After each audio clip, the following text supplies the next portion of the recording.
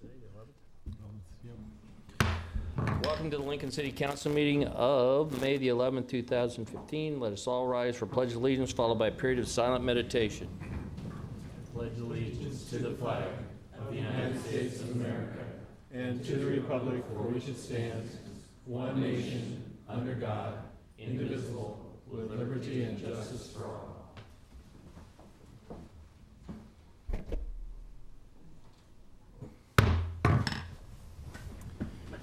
In accordance with LB 898, a copy of the Open Meetings Act is posted at the back of the chamber. The order of business of the City Council is as follows. The clerk will call the items listed on the agenda under public hearing. Anyone wishing to speak on an item should come forward after the clerk reads that item. The applicant and those in favor should speak first, then those opposed. The applicant may then make one short rebuttal. Each speaker should begin by stating name, address, and whether you are speaking in favor of or in opposition to the item. Please spell your name for us. Testimony is limited to 5 minutes per speaker. After all public hearings, the council will vote on resolutions and items listed under third reading. On the second and last meeting of the month, immediately prior to adjournment, anyone may speak on any issue not on the agenda for that date, nor plan for a future agenda, and I believe this is an open mic night. Before we start, we will have the mayor come up, and we will have the mayor's annual award of excellence. It's your floor, sir.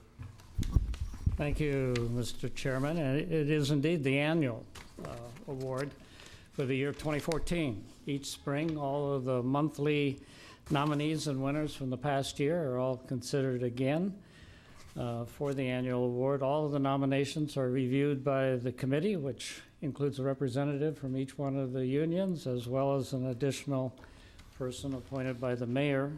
And I would like to ask any committee members here to stand and be recognized. Are there any here in the committee? Yes, thank you very much for your work during the year.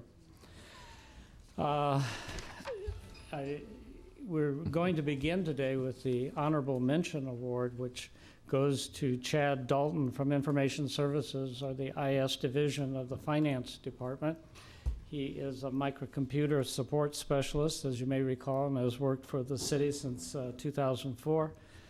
Nominated by the Chief Information Officer, Steve Henderson, and Lisa Porter from NACR. They nominated him in the categories of customer relations and loss prevention and productivity for his work to introduce the new VoIP phone system, as well as a separate video conferencing system within city and county government. VoIP is the acronym for Voice over Internet Protocol, the system that delivers phone services over our existing data network. Chad was the primary project manager for the conversion from the Centrex landline system to the VIHA VoIP system. After spending days with each department, he recommended features and functions of the new system that would improve communications and in many cases save both money and resources. Steve said that many staff members told him that Chad addressed their unique circumstances, took a great deal of time to do that, displayed excellent customer service, and demonstrated strong technical skills.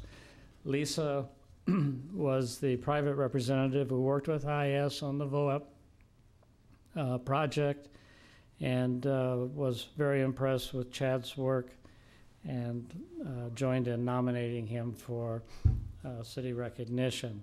He did a fabulous job, she said, up front, knowing the needs of the various departments. When something new came up he was not aware of, he simply took a can-do attitude and worked closely with all folks, especially the technical folks, to figure things out. He gathered information and educated more than 2,000 users on the new system and its features. After each major conversion, he made adjustments quickly and resolved issues and problems. Lisa said Chad continued to focus on quality and made sure no department lost service for any length of time. On a separate project, when video conferencing for Lincoln Fire and Rescue became a high priority, Chad managed these two separate projects simultaneously Because video conferencing was also new to the city and county, implementation was requiring a great deal more education. Chad also led the video conferencing projects for several of the courts and Lancaster County Corrections. So please join me in congratulating Chad for the 2014 Honorable Mention Award. And Chad, we're delighted to present this to you.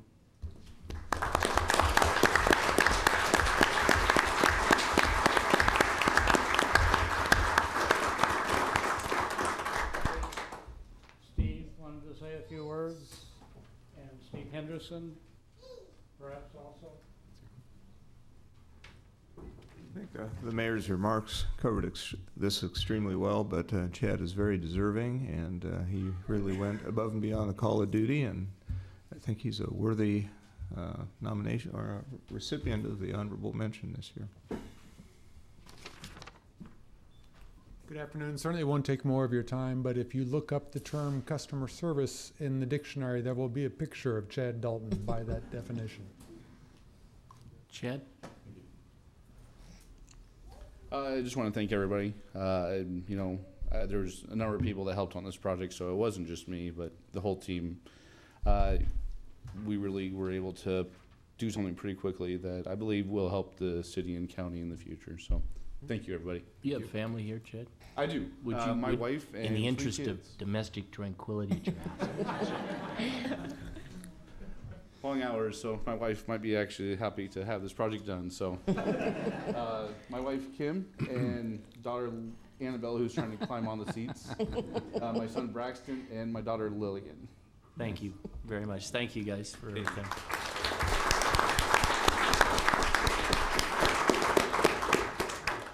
And now, with just a little more time, Mr. Chairman, thank you. I hope we can introduce to you the actual winner of the Annual Award of Excellence, Police Officer Robert Bobby Norton. He has, come on up here, Bobby. He's been with the police department since 2002, was nominated by Captain Martin Farringer in the category of customer relations for his work as a school resource officer. You may recall he had been assigned to Southeast High School since January 2011, serves as the sole police officer for a small town of more than 2,000 students and staff members, teaches a variety of classes within his busy schedule that has led to a police club there and to the solving of many day-to-day problems. Despite his workload, he's developed a relationship with a great many students and staff, and has that set of relationships made his job easier, I'm sure, but also made put the police department in a very positive light with the students and teachers. In December, then Governor Dave Heineman received an email from a Southeast student, Nate Sifkas, asking that Officer Norton be recognized for the difference that he made at the school. And the governor sent a personal note to Nate, and his office forwarded that original email to my office and to Police Chief Jim Bashan. The email read, "Officer Norton isn't known as a hero by the same means as other officers. From the day Officer Norton walked into Southeast High School, he made a difference in my life. He made a friend of me, which to me was very weird at the time because I was a good kid. I have never been in legal trouble, so why was he talking to me? He got to know a lot of students. I wasn't the only one. He realized that the way to make a difference wasn't to solely enforce the law, but to know and understand the people he was to protect. If an intruder were to come into our school, he would have protected us like his family because he is a big part of the Southeast family. The students are like brothers and sisters. And the young student goes on in a number of very complimentary ways. and finished by saying, Officer Norton's last day at our school is coming near, and it will be a devastating loss to the student body. He was truly the best police officer in Lincoln. Farringer said Norton's work is what LPD does wants from its resource officers. He wrote, Officer Norton's commitment to Southeast High School is exemplary. He accepted the challenge to make a difference to the students and should be proud of his 3 years at the school. The friendships he cultivated with students and staff will last a lifetime. And for all of those reasons, in his outstanding service to the community, it's my pleasure to present the annual Mayor's Award of Excellence to Officer Robert Bobby Norton. So here you go, officer.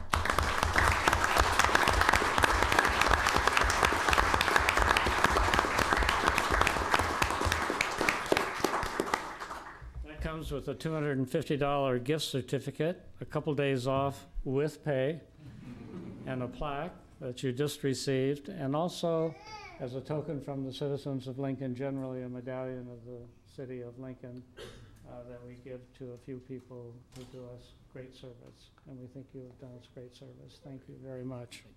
Chief Pashan is here today, and I think wanted to say a couple of words.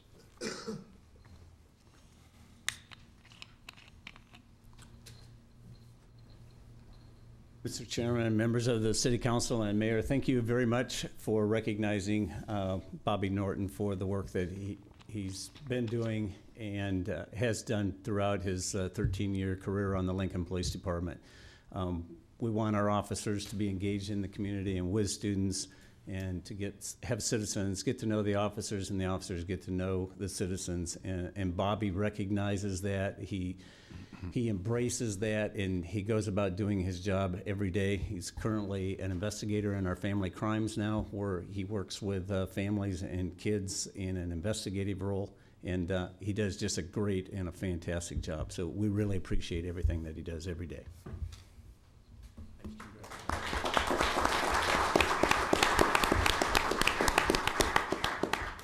Thank you, Mayor and Chief, and I appreciate all the kind words. And I just wanted to thank my family and friends and coworkers who came to congratulate me on this. Nate was a great student that I got to know. He's one of many. The relationships I formed as a school resource officer at Southeast High, and I was kind to him and treated him with respect, just like any other police officer in the city of Lincoln would. This was very minor what I did, and compared to the other daily actions and performances and sacrifices other officers make in this city on a daily basis. So I just want to thank you. Do you want to introduce your family? Yes, I have my wife Jessica in the back there, and my two children, Henry and William. And my father, Bill, and mother, Jean, and my sisters and their family. So, thank you. Principal Tolston, would you like to say something? You don't have to. I know you're the... I wasn't aware that you were here, but my principal radar went off. And I've been to the principal's office. Thank you. My principal radar went off also. I just want to say congratulations to Officer Norton. The partnership we have with the Lincoln Police Department as far as school resource officers goes way back. It's a partnership that we rely on. Officer Norton is the epitome of what we look for in terms of building those relationships with our students, helping us do the job that we're supposed to do in terms of helping our students be successful, but also providing a safe and welcoming environment for our students. So congratulations. Thank you very much. Thank you.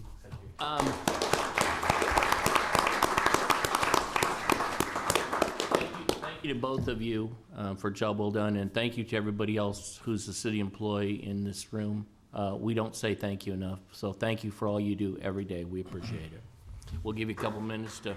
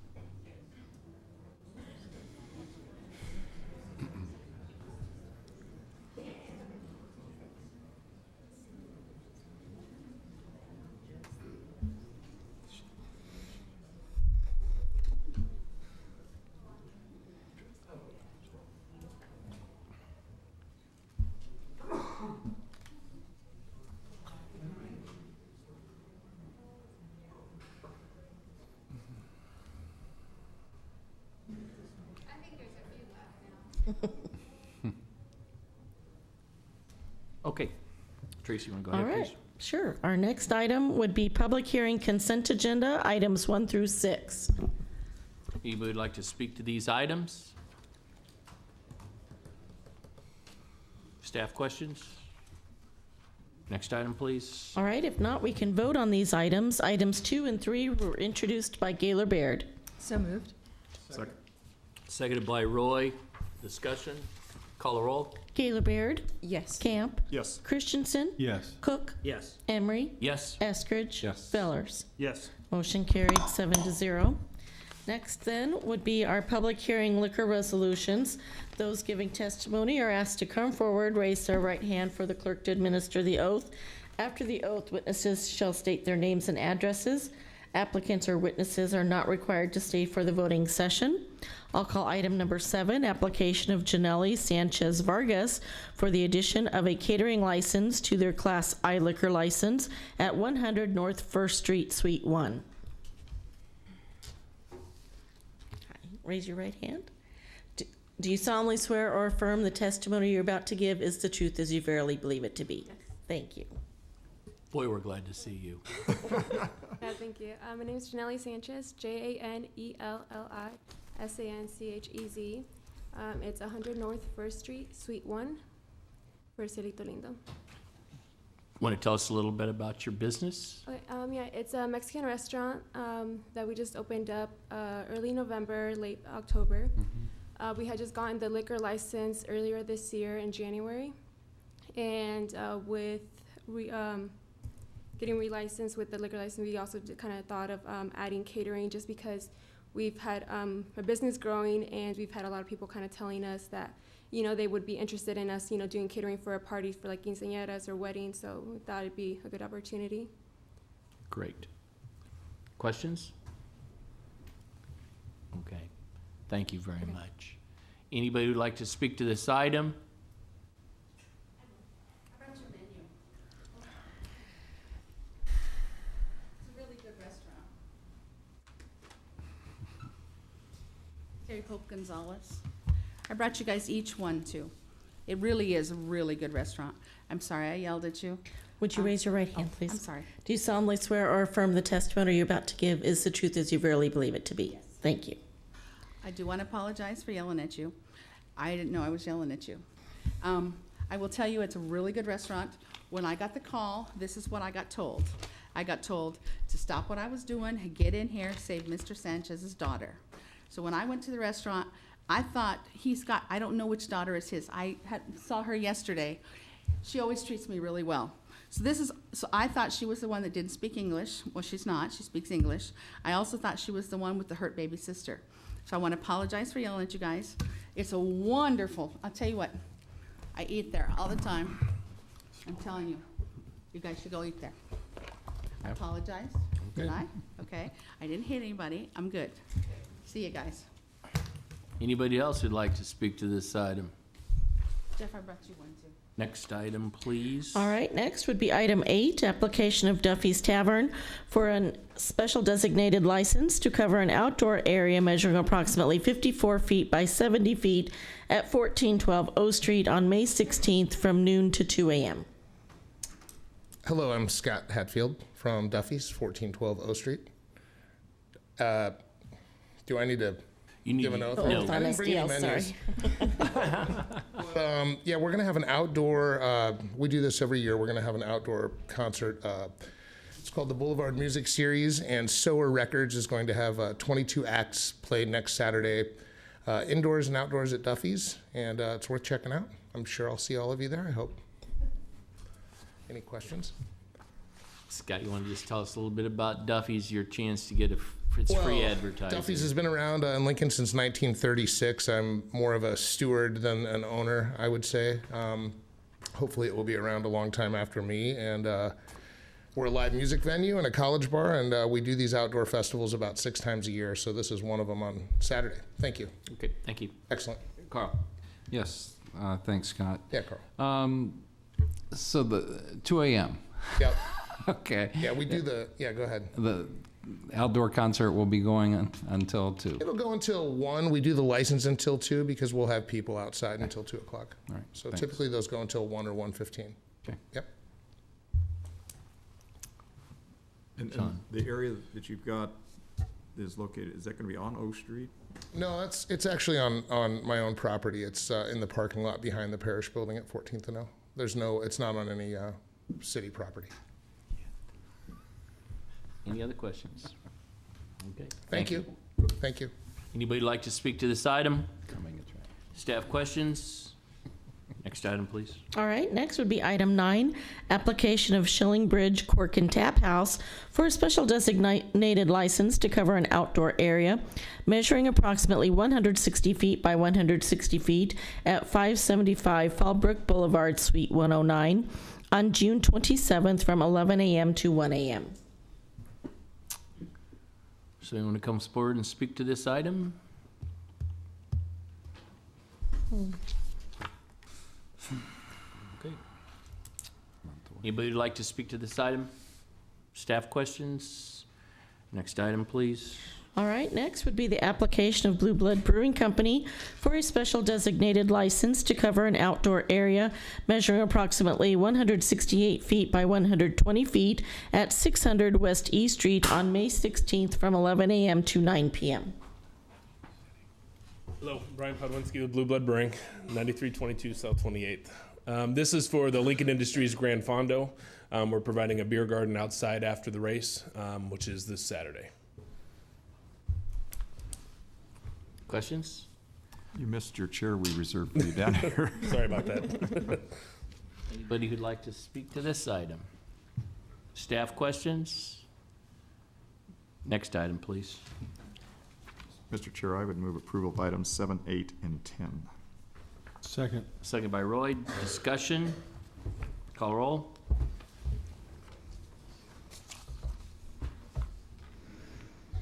Gaylor Baird? Yes. Camp? Yes. Christensen? Yes. Cook? Yes. Emery? Yes. Eskridge? Yes. Fellers? Yes. Motion carried 7-0.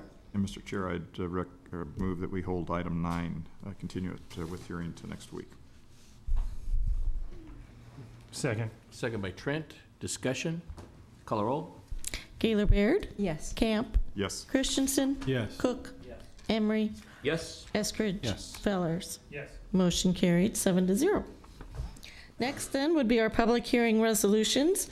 Item 11, approving an interlocal agreement between the city and county on behalf of the County Corrections Community Service Program to conduct roadside litter pickup along county roads by inmates and to provide supervision of the inmates for a term of May 1st, 2015 through December 31st, 2015.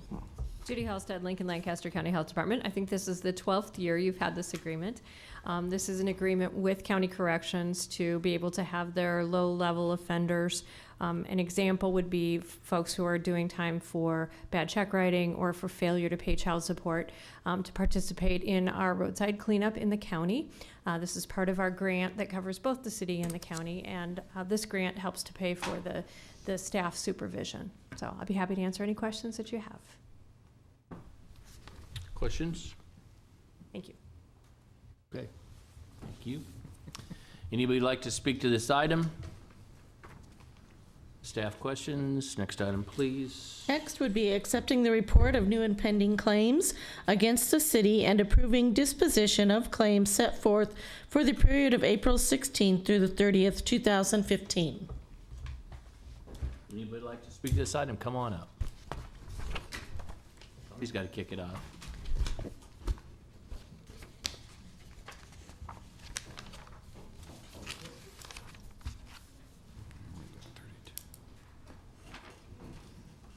Good afternoon, Mr. Chairman. Well, you got to get, there's 2 microphones. Pick one. You don't get the middle. That's not going to work. There you go. Richard Villa, 4420 Judson Street. Back on September 30th to the morning of October 1st of 2014, we incurred lots of damages from storm sewer backup in our homes.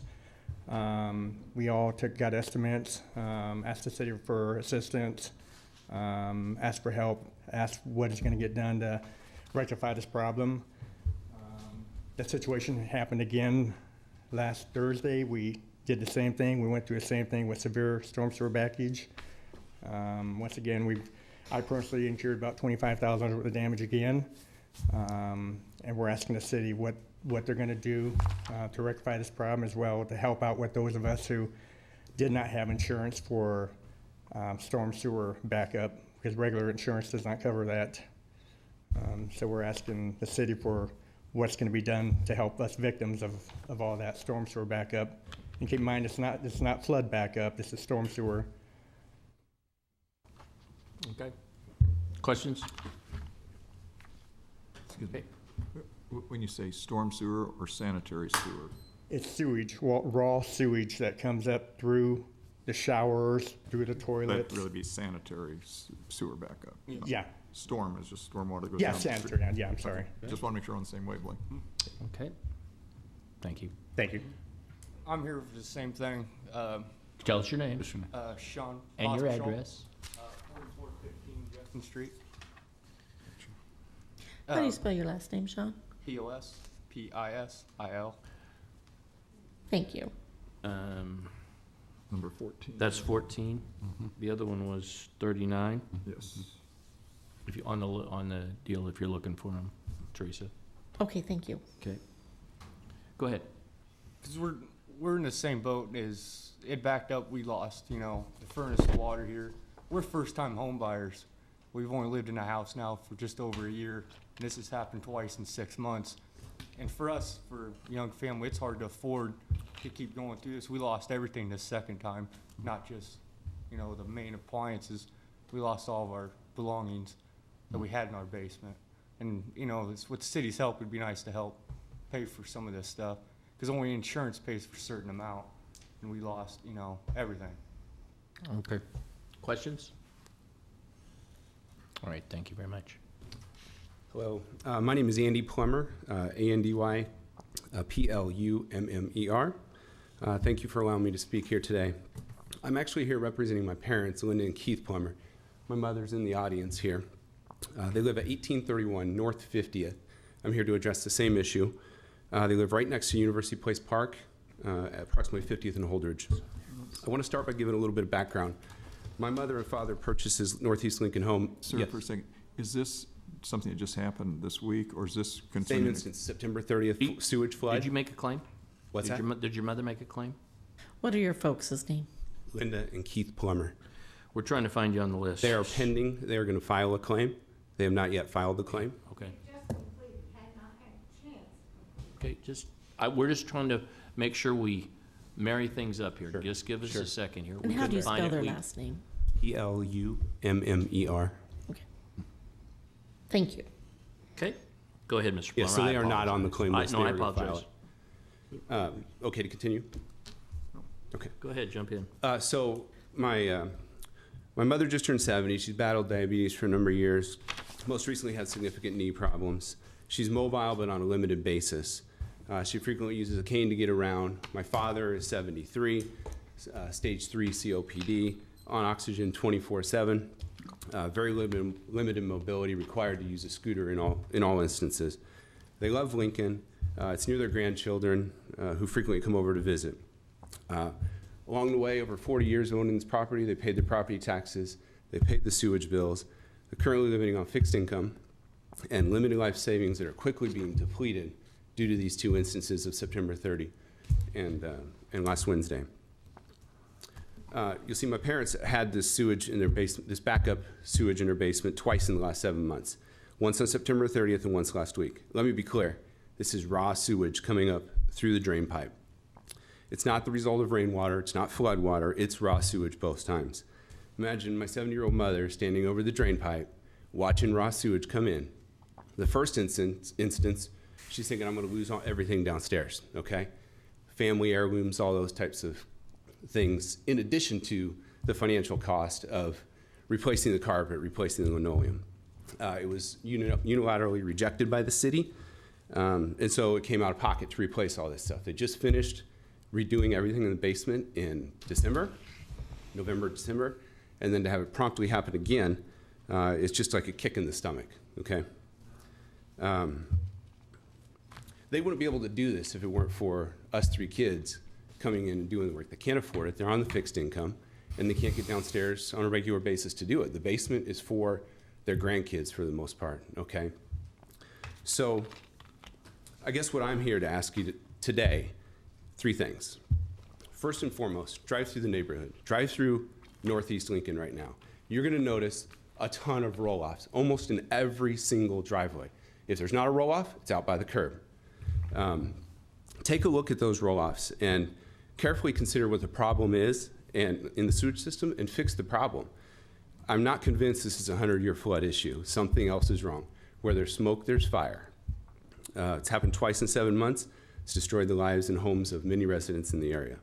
Sewage flood expenses are going to continue to mount. Just on Friday, we replaced the air conditioner unit, certain parts to make the air conditioner work, and we've also replaced the water heater. We know there's going to be more. There's going to be continued storage. There's going to be carpet. There's going to be linoleum.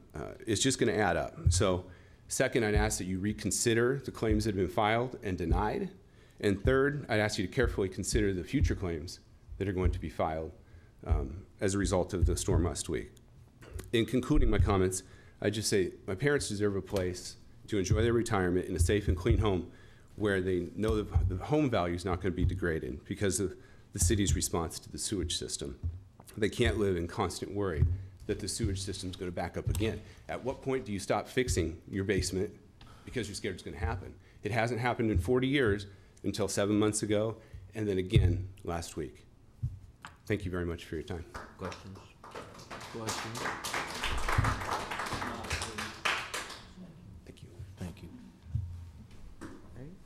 My name is Kathy Danek, KathyDanek. I live at 4261 Knox. I am not on your claims list because I was one of the lucky ones last October 1st. I only had a little bit of damage. But I am here to talk about those who did have damage and about my entire neighborhood. As a lifelong resident of Northeast Lincoln and an owner of my home at 4261 Knox since July of 1977, I am asking the City of Lincoln, particularly wastewater management system, for assistance, not just for me, but for the families in my entire neighborhood. The more than 4-block radius of my neighborhood was devastated again by a rainstorm that began on May 6th and continued for hours into May 7th. While I'm certain many homes had significant water damage, our neighborhood had a different type of damage. I rose at 5:30 that morning. We found standing water in our basement. As we approached our laundry room, we found water seeping into our home from the floor drain. It just kept running and running into our home. I immediately called the wastewater management department at the City of Lincoln. They shared that the water was just coming in so fast into their plant. They did dispatch a crew to our neighborhood. When they arrived, we had them take photographs of the black, nasty water running into our home. 85% of my basement was affected this time by the mess. At 1 p.m. on May 7th, the sewage was still entering my home via the floor drain, and I have a backup ball which slows it down. But I still ended up with over 3 inches of standing water and muck in my basement. My neighbors were less lucky. The problem with this is our neighbors were denied remuneration for cleanup from the October 1, 2014 storm and cleanup that had a similar backup into our homes. They were told that it was an act of God. Many of them had just finished the repairs and the renovations from this devastating occurrence. Now, I understand that none of us can control the rain, but a second backup in 7 months from the wastewater system has many of us demanding that the city inspect why your system is failing our neighborhood. Unlike rainwater, wastewater carries a great many contaminants, disease, and bacteria. Sewage carries body waste and cleaning waste. It totally destroys anything it touches. Even the Lancaster County Health Department has recommended anyone who has contact with wastewater get tetanus shot. It is more than property damage. It is a health hazard. In my home, that 85% coverage meant removal of carpeting, paneling, and drying the bare walls. It meant boxes of stored items were filled with water or dampness that had to be dried out, or thrown out. It meant we were unable to stay in our home that night because we were unable to use the bathroom or run water down the drain or take a shower.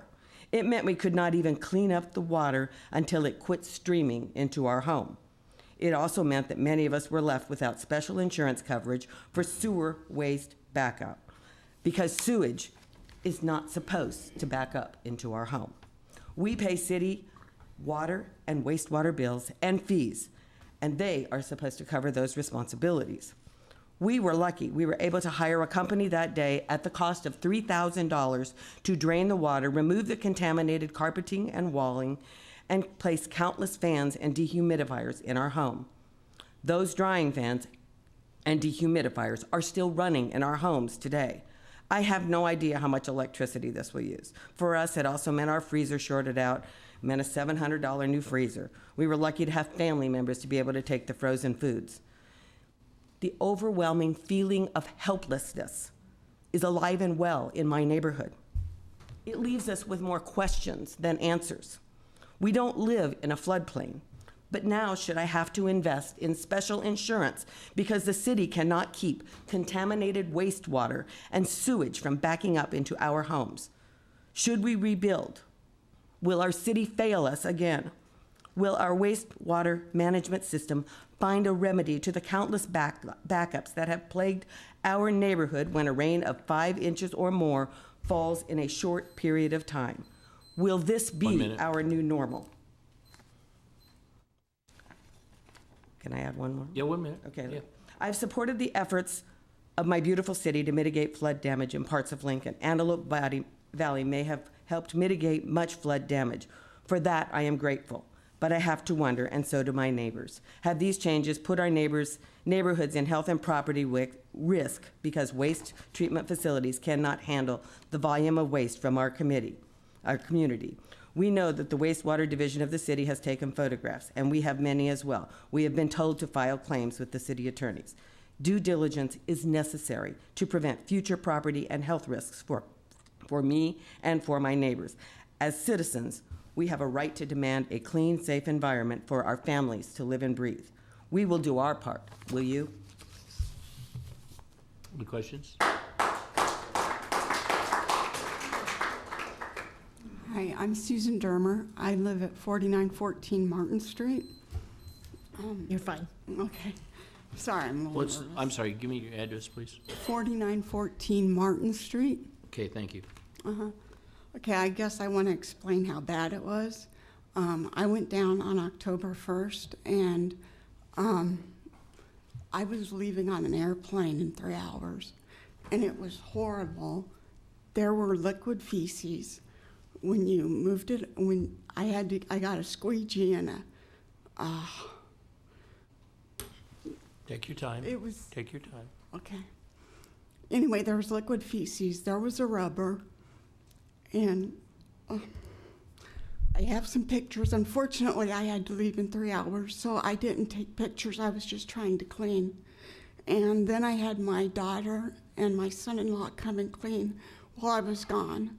The people who were going to, the sewer people that I got a hold of, nobody would come out until I got back because I had to sign for cutting off the drywall. And I have some pictures. 3 of them two of them show where it's cut off the bottom 2 feet. It only went up 4 or 5 inches the first time in my house. And the vanity, which I had to throw away. And then I took a couple pictures from, I'll pass these around, from Wednesday, that shows, I don't really have stuff floating around. That all floated around to there. But note the color of the floor in the one picture after the carpet was removed compared to the color of the floor here, and it's black. Mrs. Dermer, do you have copies? Can we have those copies? Can we have those You pictures? can have these, Okay, yes. if you'll leave them there, we'll make sure they get back to you if you need them. Okay, you don't need me to pass them around? No, we'll just keep them, and we'll have them make copies, so everybody will have a copy, okay? Thank you. Thank you. You make sure we get her address, Teresa, so we get those Yes, for pictures. sure. Mrs. Dermer? Mr. Dermer? A Sorry. quick question. You were addressing the October incident. I hate Yes, to I was ask. addressing the October incident, yes. How did you Yes, fare I this had it. last week? Huh? How did you I fare got this? 28 inches of water up, and I couldn't get anybody to come out until yesterday. And so it had whipped up all the way, so they're taking off the whole drywall. I'm sorry. So, Okay, thank you. mhm. Go ahead. Okay. Marvin Griggs, basically on bar 13517, apartment 2. Last year, first time the flood came in, Can you give me the address, please? 3517 Baldwin Avenue, apartment 2. Okay. They was told by the managed people, came out and looked, took pictures. They told us take pictures, send them in, file the claim. I've been patiently waiting to hear back. I work 5-6 days a week sometimes. I'm on call 24/7 with the railroad, contracted. I'm hard to get a hold of. But my wife and everybody else there that we have lost, whatever we estimated what we lost, because I had to go revalue on my own time and go out and see what was value and then just give a number because I wasn't sure if the stuff was still available or discontinued at the time from Furniture Places and markets and stuff like that. And this is my second time because this hit us again twice as hard. 2 inches of rain came in, ruined my bed, everything else. So I'm working on that next process too. And I'm in the process sending more pictures in and getting it done and developed. And when, as soon as I do, it'll be sent in the mail and be sent down to the city attorney's office to overlook it. My question is for you guys, and I'm just asking, I mean, this has happened twice in 6 months period. And my concern is it smells so bad that, you know, it just reeks. Now I'm going to have to stay up 3 to 6 hours, maybe 7 hours tonight to clean my kitchen. Clean it, bleach it. I'm going to have to sterilize everything. And it's going to take me all night to do it by myself. And everybody, I mean, I am off for 3 days during the week. I have to work the next 4 days. I work 12-hour shifts. I'm tired when I come home after 12-hour shifts. I wish that we could have somehow, if the city would come up with a plan from the sewage backing up so bad. And this is twice, because this is, I don't know what can happen, but if we could get, if black mold got into them apartments, we could even stay there. 16. And my other question is I would like to see some improvements if you guys could get something planned or come up with a plan to stop this backup sewage somehow or some way from coming in, because this makes it hard. Everything that when you purchase stuff, you know, you're spending money, and it's just part of your life that you're enjoying to come home and relax and watch TV or whatever you want to do in life. But I wish they would come up with some kind of plan to stop this backup sewage somehow or some way. If the construction companies can come up with a plan, I don't know who you guys got or who you have, but all I'm asking for is to come up with a plan somehow from backing up so bad into the duplexes out there, because I know we live by Salt Creek area, and I know that area. And then one night I seen it, I come home from work, it was up to its banks, and I was sitting there thinking, Lord, please don't let it go with the banks. And the only thing I'm expressing out right now is I'm taking care of my wife and everything else. I've got 3 dogs I take care of. And on top of it right now, I'm overwhelmed. And I work. And my wife's got sleep apnea. I know this stuff is very dangerous for her. I'm trying to keep her health better for her, and it's hard to do right now. And I'm so overwhelmed that which way do I turn? Which way do I go? And my other question is if the city can come up with something, because it just really upsets my wife when we lose everything, just damn near everything. And I'm to the point, I don't know what to do some days. Okay. And I would just love to see if a city can put, or come up with an idea or a plan to put up a backup system so it wouldn't come into the areas, because it just makes it easier to live. Gotcha. And I just would like to see you guys do something different. I know sidewalks and stuff have to be fixed down the line. But if you guys can come up with something, or go to a construction company, what can we do about this? Why can't we get something done, plan it, see what, and then when they come and talk to you guys and all that. Okay. And I mean, I don't own my own home. I rent. I pay my rent every month. I make sure that's paid on time. And I'm one person that has to work and these long shifts. And when I'm tired, I'm just dead exhausted. Gotcha. And I just like to see something preventable for you guys. but I'd like to see something done. Gotcha. Okay. Questions? Thank you. Go ahead, sir. Good afternoon. My name is Brian Michael. It's BrianMichel.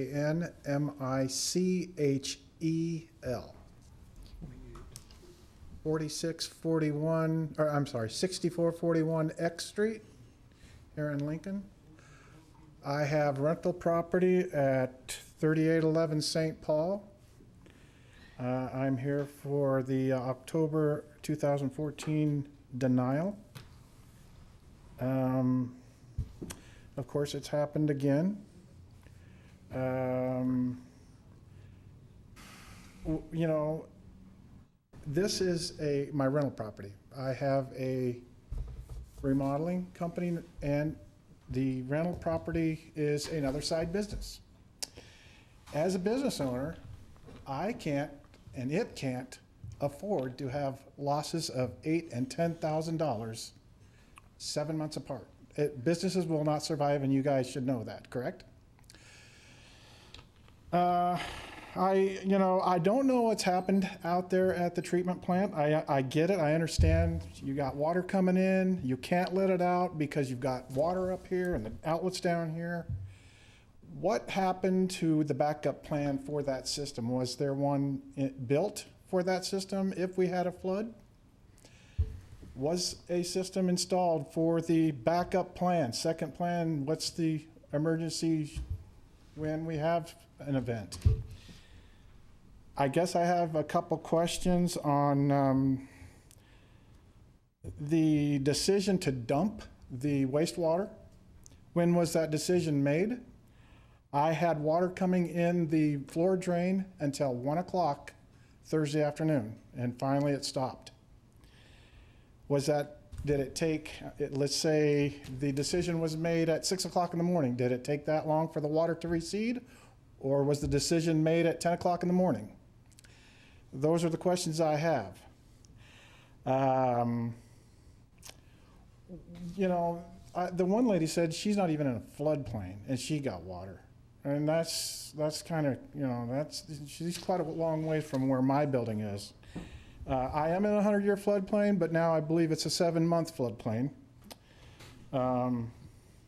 So I guess I do have questions, and I'd like to stay and be informed of when we can get some answers of what's the backup plan for the treatment plant? Is there a secondary backup plan?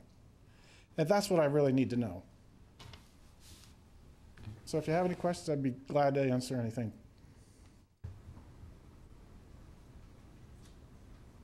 We just need some help, guys. I get it, but I'm not going to get you a quick answer because I have to. I understand. We have to go through some people. So yeah, I think it's safe to say that this will be put on. Right. This will be put back, and there are several questions that need answered. Okay. And my biggest point is being, as a business owner, I cannot survive $10,000 losses in 7 months. Period. Right. That's $20,000. A business won't make it. So, understood. I appreciate your time. And I hope you'll understand that as we sit here, it's painful. It's painful to hear too. I get the whole thing. We're kind of just there'll be a multitude of questions that will come out of this that we'll have to get answered. Okay. Yep. Thanks, guys. Mr. Michael, just so I understand it, if I see correctly, this October denial was for $4,832. Is that, am I looking at the right numbers? Mm-hmm. And so you had mentioned 10,000 or 6 to 8. That's without my labor. I've taken care of my own. I mean, if I put my labor onto that bill, see what I'm trying to make it as economical for everybody. I mean, and I appreciate. I just want to clarify. You see what I'm saying? I mean, if I put my labor on there, I can do it. A lot of these people are going to have to hire it done. Okay. Gotcha. Trust me, we understand. Go ahead. Good afternoon. My name is Wesley Chesmore Jr.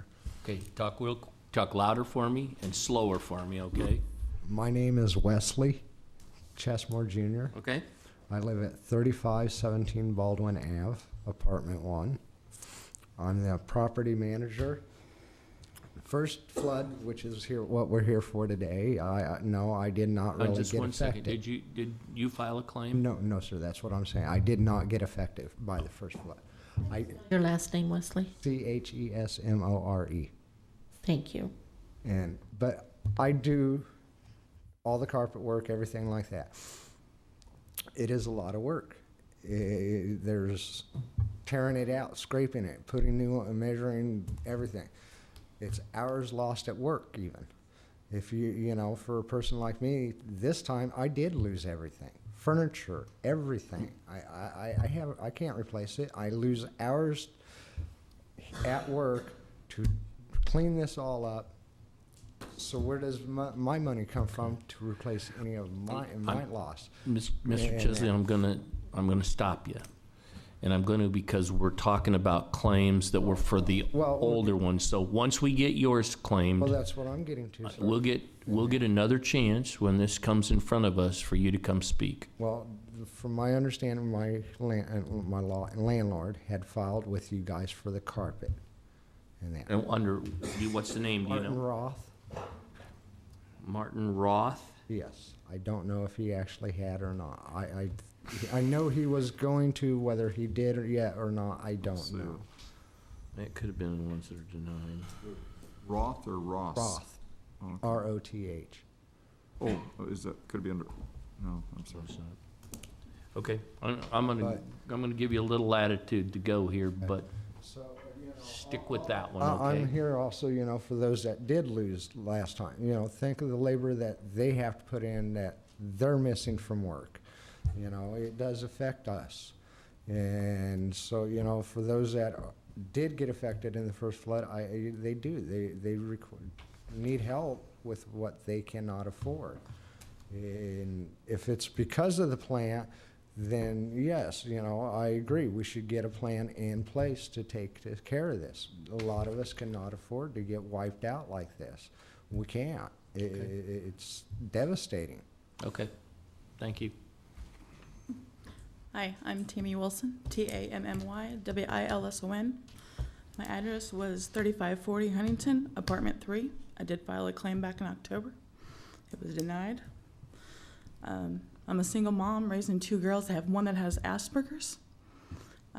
We lost a bunch in October, and this was even worse. I mean, I lost all my high school annuals. You name it, I lost it. I'm so freaking overwhelmed. Okay, take your time. We're good. Take your time.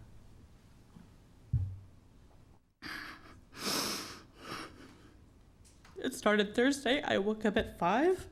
I had water on the floor, and I'm like trying to pick everything up, but the water kept running. It kept coming out of the toilet, and it ran till 1. I have pictures on my cell phone. Couldn't even get in there till Friday. This was this last Thursday? Yeah. Okay. How about, talk to us about the In first time. October? Mm-hmm, please. And give me, I'm sorry, can you give me the address one more time? 3540 Huntington Avenue, apartment 3. Okay, thank you. I've lived there for 4 years. Okay. Okay, go ahead. Tell us about October. Trying to think here. I was able to salvage some things in September, but I had beds on the floor because the bed had broke, and I lost that. A lot of my wood stuff I had to throw. You know, trying to explain to your Asperger's child is very devastating because you have to follow a routine. And when there's no routine,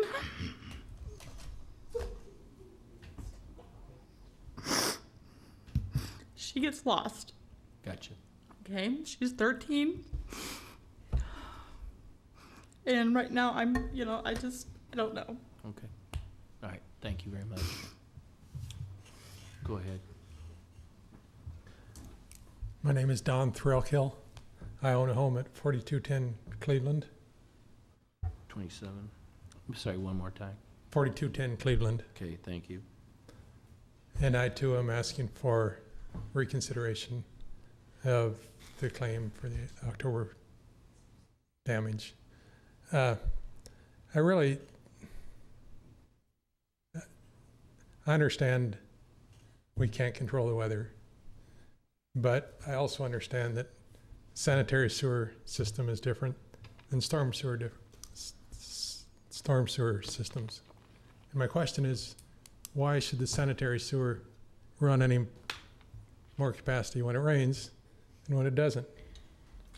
And what's happening? A question for this group. I have talked to a plumber who has stated to me that 50% of the sump pumps that he comes across are plumbed into the sanitary sewer. So my question is that a source of the increased capacity? And is the city enforcing the code that makes that illegal? So as we look forward in how to prevent this situation from happening again and all the agony that people have voiced here, I ask you to investigate what went wrong, and are we enforcing the codes that are on the books? Are the sump pumps a major contributor to this? There's been a lot of expansion of the city. The sewer system to my house was put in 1950, so I understand you can't, the capacity may be an issue, but also I ask that you look for other reasons when you investigate this and that you reconsider the claims. Thank you. Okay. Any questions, Mr. Thorka, please? Go ahead. Just out of curiosity, do you have a sump pump in your house? I do not have a You sump don't? pump, no. But what I'm saying is the upstream newer homes, a lot of them will have perimeter drains, go into a sump pump, and they'll get pumped into sometimes they get pumped into the sanitary sewer rather than out on the lawn or to the curb like they should be.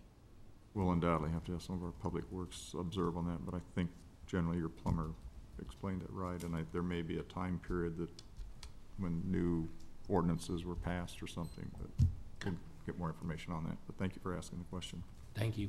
Thanks for your We'll try to consideration. get all through it. Go ahead, ma'am. My name is Jama Compton, Jama.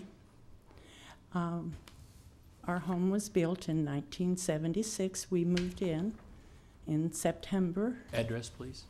3609 Madison Avenue, Okay. and had lived there all those years and never had water in our basement until September 30th. And it was the same as everyone else. And I had less water, just mainly on the floor. And I had a service master come in and take care of it because I am a widow and am on a fixed income. And service master cleaned it up. I had the floors all redone in October. And then again, last Thursday it happened again. Only about 7, 8, 10 inches of rain came in. Now my furniture, I had service master back out again on Saturday. They removed everything this time. Now my furnace is not on, nothing's running right now. They're proceeding to dry out everything. They hauled out the furniture for me because with the help of my neighbors and a sister-in-law, we've been working for Thursday, Friday, and Saturday to try to clean it. Well, I have a plumber in the neighborhood that sold me 2 pumps. And he suggested, we ran 2 garden hoses up the stairs and into my backyard because it just kept coming and coming. And that it did start to go down then with pumping all day long. I know that's probably illegal to pump it into my backyard. I'd rather have it in my backyard than in my continue. Maybe my furnace is gone, I don't know. I've got appointments to have people come in and check those, my washer, dryer, furnace, and to see what I've got to replace. Those things were okay with the other. It was just the wet floor the first time around. This time there was a depth of water. Gotcha. So the furniture and everything is gone. They took it, they removed, now it's drying out right now, so. But it's basically the same as everyone else, and so, yeah, my concern is what I can do or what can be done in the future. Gotcha. Okay? Thank you. Any questions? We're good, thank you. Go ahead, ma'am. Afternoon. My name is Stephanie Sullivan. I live at 4420 Judson Street. My claim is also with Richard Avila. I live with him. We filed in October, and we will be filing again from this storm sewer backup. I would like to just let you know, number one, I'm proud of all my neighbors for showing up. This has been difficult. Not only do we have sewer that we're cleaning up out of our house, but when I'm running up the stairs vomiting from trying to clean it up, I called 2 different contractors to come to assist us. I was told, if you're not paying for us to come and do it, we cannot get to you for 2 weeks. Estimates of $12,000 to $18,000 to come and help us clean this. Who has that just sitting in their accounts 6, 7 months after each other? Not the first time, let alone the second time. I miss work to clean this and save my belongings what I can. I do not get paid on those days I miss. I'm salary, or not salary, I'm hourly, and I only have so many sick days and so many vacation days that I can use. This is twice now, 7 months. I'm missing work to clean this. My health and our neighbors' health. Tetanus shots are being offered. That doesn't cover the hepatitis and all the other diseases that could be caused with us being in this, that cannot be cured. Some of these diseases cannot be cured no matter what shots are given to us. This health issue is beyond what we should be put in. It's not just flooding, it's sewer, and it's deep, knee deep. And not only after the first time we completely remodel, we put more possessions and some of my antiques because we thought this could not happen again. We were told 200-year rain the first time. Now I'm hearing 100-year rain, and it's been 7 months. What is? How often are we to be going through this? I lost my children's photos. I lost valuables. I live with someone. I don't have renter's insurance. The insurance that the homeowner has does not cover sewer backup. It covers flood. It didn't even cover flood because we were not in a flood zone. I just want help at looking at what is causing this. Help us fix the situation. We should not have sewer coming into our homes, and our lives and our health be put at risk for several different diseases, viruses, bacteria. This is toxic. We do not deserve every time it rains heavy. We have to live in this house. We smell this 18 hours working in it day after day, and we have to sleep in this house. We do not have money to go to hotels. We do not have places to go to evacuate. We need the city to please look at what the cause is and help us remedy it. Gotcha. Thank you. Thank you. Anybody else who'd like to speak to this? Hi, my name's Matt Wattier, spelled W-A-T-T-I-E-R. I own a property on 3525 Baldwin. We had floods, waters come in. I want to say that it wasn't sewer water, it was actual storm water. Everything we pumped out was clear water.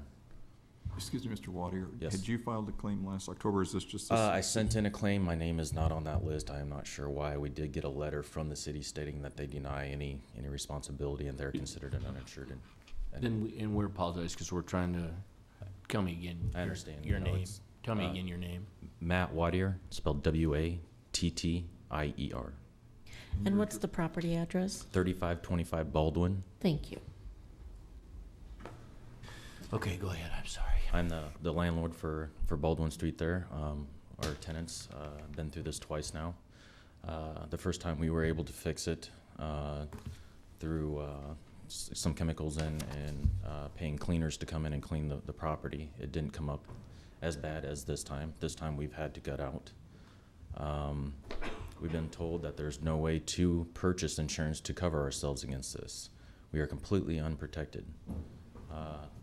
To take hits like this for my business is not going to work. If we continue down this road, you will blight that property.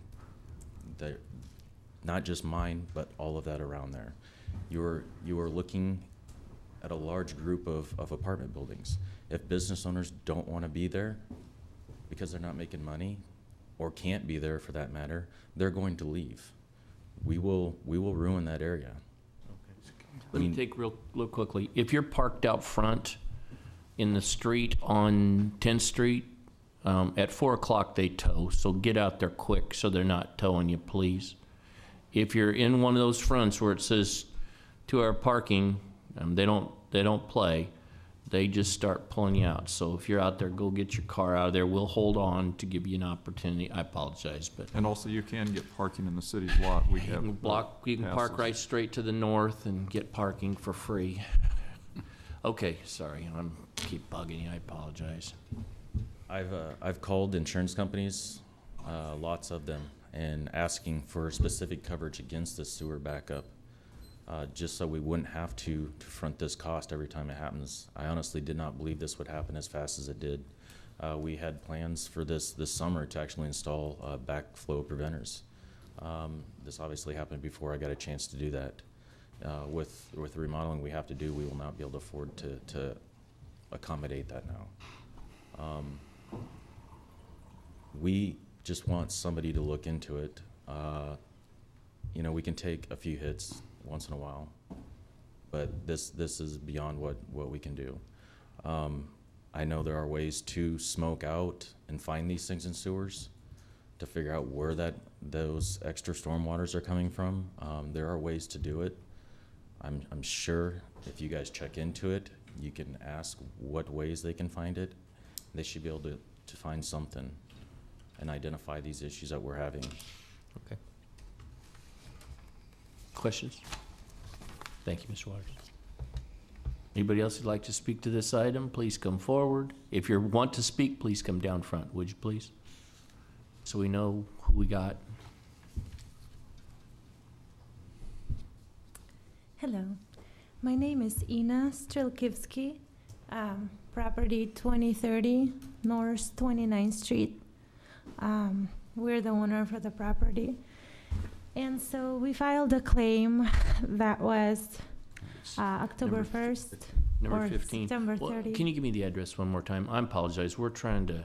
2030 North 29th Street. All right, 29th. Okay, thank you. Go ahead. I'm sorry. So the first flood was on October 1st or September 30th that night. And so we ended up, and it was the raw sewage. And the basement is used for our kids' living space. So we had to redo the carpet. And that damaged all the carpet in there and some belongings, but not as bad as this time. So we filed a claim and we were denied. And Thursday morning, the kids woke me up and said, "Mom, the water is coming in." And the water was pouring through the toilets, through the shower, through the water drainage holes. Everything was just like, and so we got like a foot of water. Everything was floating. It was up to their beds. It was bad. So this is happening second time, and it is very costly. And we want to know, why is the city wastewater backing up into our home? Okay. We lost basically half of our square footage of our living space, and all of our kids and us are just like sleeping in a living room. And we're out of the living space. We're facing with so much costs for the damages done. And so, what can you guys do? And who's going to help us cover all of this? The insurance probably won't, because, that's how it works. So. Okay. Questions? In Norfolk, we heard they're installing backup valves. The city is installing that. So, is that something that could be done here in Lincoln? I'm afraid. It's gonna happen 2 months later every time it rains. I don't know, it's not safe for my kids. There's so many diseases I found out, all these things. That's not safe. I have 1-year-old. It's just I'm exposing my kids to this. I don't feel this house is safe anymore. It's very, And my husband had to have almost 4 days off work, just cleaning it all out. And we couldn't even find a company that would come and help, because everybody was so busy with the same problem. So we don't want this to happen anymore, and we'll just continue. And I do have a video of how bad it was. So, thank you. If you'd like to give us a copy, if you can get us a copy of that video, we'll take it. I could email it. I could probably email it. That's fine. That's fine. What email address would you want me to use? Shh. Any City card? Council office? Was we'll the take council packet at lincoln.ne.gov? Or one of us could give her a business card. Okay, that would work. Send it to lincoln.ne.gov, and then we have the city council office, I think, has their own, don't they? Teresa, do you have an address that she could send it to, since she's the clerk? I'll give you my email address. First initial T, last name Meyer, MEIER, at lincoln.ne.gov. Thank you. Just email it to me and I'll get it to the council. Thank you so much. Thank you very much. Go ahead, ma'am. We can use this one right here. Hi, I'm Jewel Holtz, Holz, 20. and we're the landlords at 3805 St. Paul. And we put a claim in on October 1st. And they came on and took pictures. We have pictures on our phone, but I didn't know what I was supposed to do. There was this sewage everywhere, and I couldn't do it. My husband actually works for wastewater, so he got called in at 3 o'clock that morning. And so I was by myself with the tenants. We have tenants, a whole family, and they're all freaking out. And so I ended up having to call Paul Davis, and they came on, and it was so expensive, and it took all of our savings just to pay them and to pay, put everything back. We lost our tenants. They still had time on their lease, but all their stuff was ruined, and they didn't want their kids breathing that stuff, so they left. So then we put it all back together, and then now it all happened again on Wednesday, whatever day it was, Thursday. And so now these tenants are saying, well, they want carpet, and I'm like, I don't want to put no more carpet because we just keep losing everything, because it's a finished basement. My daughter lived there for 3 years. It was all brand new. And then when it got ruined in October, we did the whole thing all over again. Anyways, I just wanted to let you know to reconsider, because they denied it. And I know that they're saying it's not their fault. I don't even know if it's a fault thing. It's just that we're out of money. And the neighborhood's going to go down to me. If I feel like if we can't put it back together, then it's going to become a slum building. And it looks so nice. And then now it looks like a slum, you know, that's how I feel about it anyways, but Gotcha. that's Okay. all. Thank you. Anybody else who'd like to speak to this item, please come forward.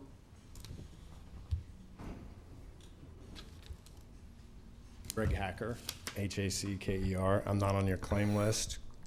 Our October claim is pending. First off, I want to thank you for letting us come down here and speak about this.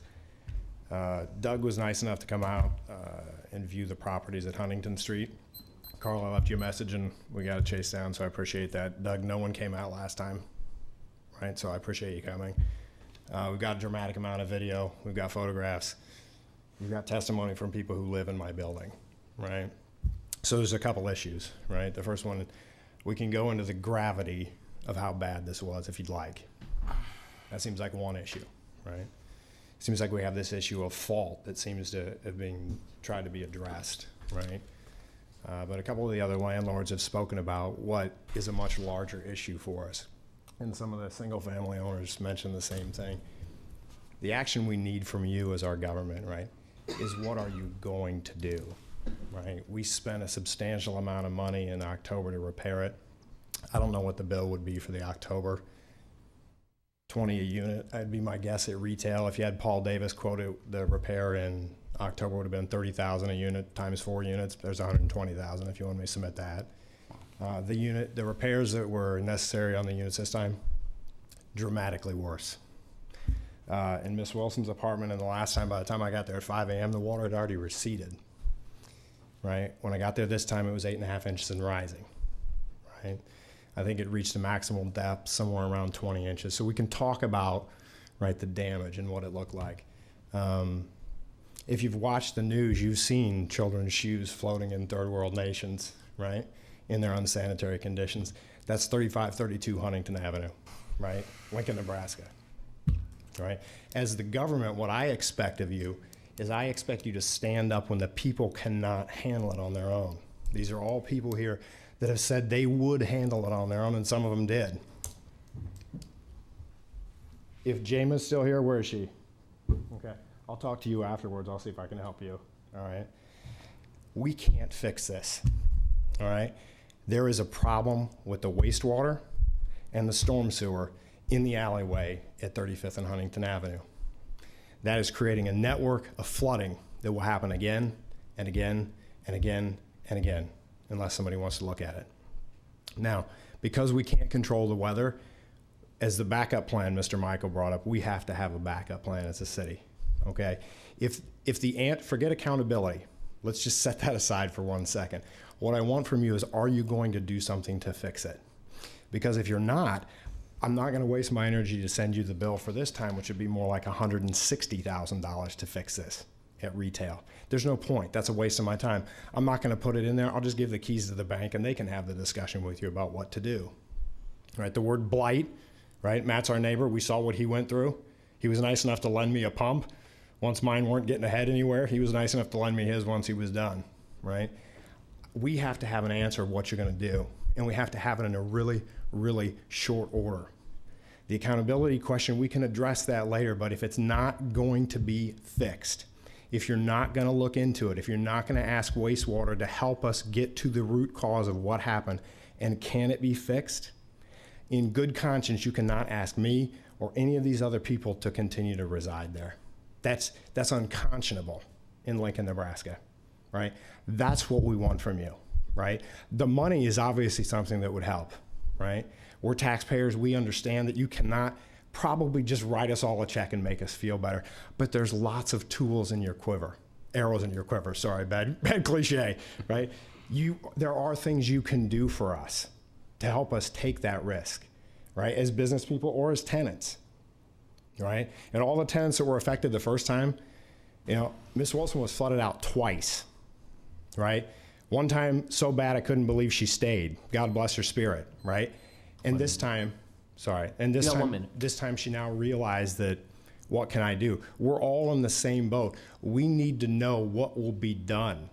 We can argue about accountability for years and whose fault this is and who should pay what, but now you know the situation exists. You have to address something with the homeowners and the landlords and the tenants up there. about what will be done to resolve this. And if the answer is nothing can be done, at least we know. You're not asking me to pull that $160,000 out of my pocket to try to fix it, or ask these tenants, right, to buy new shoes for their kids every 3 weeks because it floods in their basement. And I have video. I'd be glad to share it with you if you like. We'll get you the address so that Right. you can send it to us, okay? I'd take any question you have. You John? I see a question, John. Yeah. Thank you. It was Hacker, correct? Yes. Okay, thank you, Mr. Hacker. Got notes all over here. And so what you own the property, did I hear you say it was a 20-unit complex? No, all the units in that particular area were Cheever-built fourplexes. There's 2 upstairs, 2 garden levels. And with whatever's going on with the storm in the sanitary system out in that alleyway, we don't know. We can speculate because raw sewage doesn't just naturally shoot out of your toilet for 8 hours. I would call that an unusual event. 100-year, 500-year, it's just unusual, right? Yeah, but I want to just make a statement to everyone who's testified. I really appreciate that there's a constructive tone in what you're saying, because I had a similar situation growing up in a spot in Lincoln, and it is not pleasant. I mean, there's no way you can even, it's what you encounter, so very sorry there. But I appreciate the constructive nature. What I'm trying to visualize, Mr. Hacker, is Mr. Emery and I were writing addresses down as my other colleagues, and I'm trying to see, you mentioned this alley, and I'm trying to visualize here how far out of a area we're going. Is it just isolated or something so to help us and maybe our public works part? Right. And maybe we need to assemble that information so we get a dispersion. That is protected there is actually what would be the follow-through, the carry forward of 36th Street to connect Baldwin and Huntington. Right. That is left as a common right-of-way. Right. So if you imagine whatever the width of a common street in Lincoln is, with probably one dedicated side parking and then traffic flow. So that will have some dimensionality in Lincoln with the curb setup. So that piece, now, Mr. Camp, don't take my word as gospel. I'm giving you a man who's seen this occur. I think something is occurring there that is unnormal, right? They need to look it up and they need to try to figure out what it is, and they need to tell us. We're speculating. But raw sewage does not come out into an apartment as a natural course of business. Gotcha. Right? And because of your involvement here, well, several of you may be good resource people for us as we understand this situation better, because we've got to figure something out. Right. That's what we're really looking for. The money piece of it is extremely important because we have to have something, right? We really do. But more important, we want direction that if it's not going to get resolved, or there's a 80% chance this will still occur, we at least need to know that. Speak to us honestly. Tell us, we can mitigate this next loss 50%. And then you leave it to the business owners to decide, is a 50% risk sharing, is that a point that we can afford? Can we make that a viable business model? And if we can't, then we have to leave. It's just that simple. Thanks, Mr. Hacker. I All right, appreciate Doug, it. thanks very much. I Thank appreciate you it. very much. Anybody else who'd like to speak to this item? Let's do staff questions. Come right on up.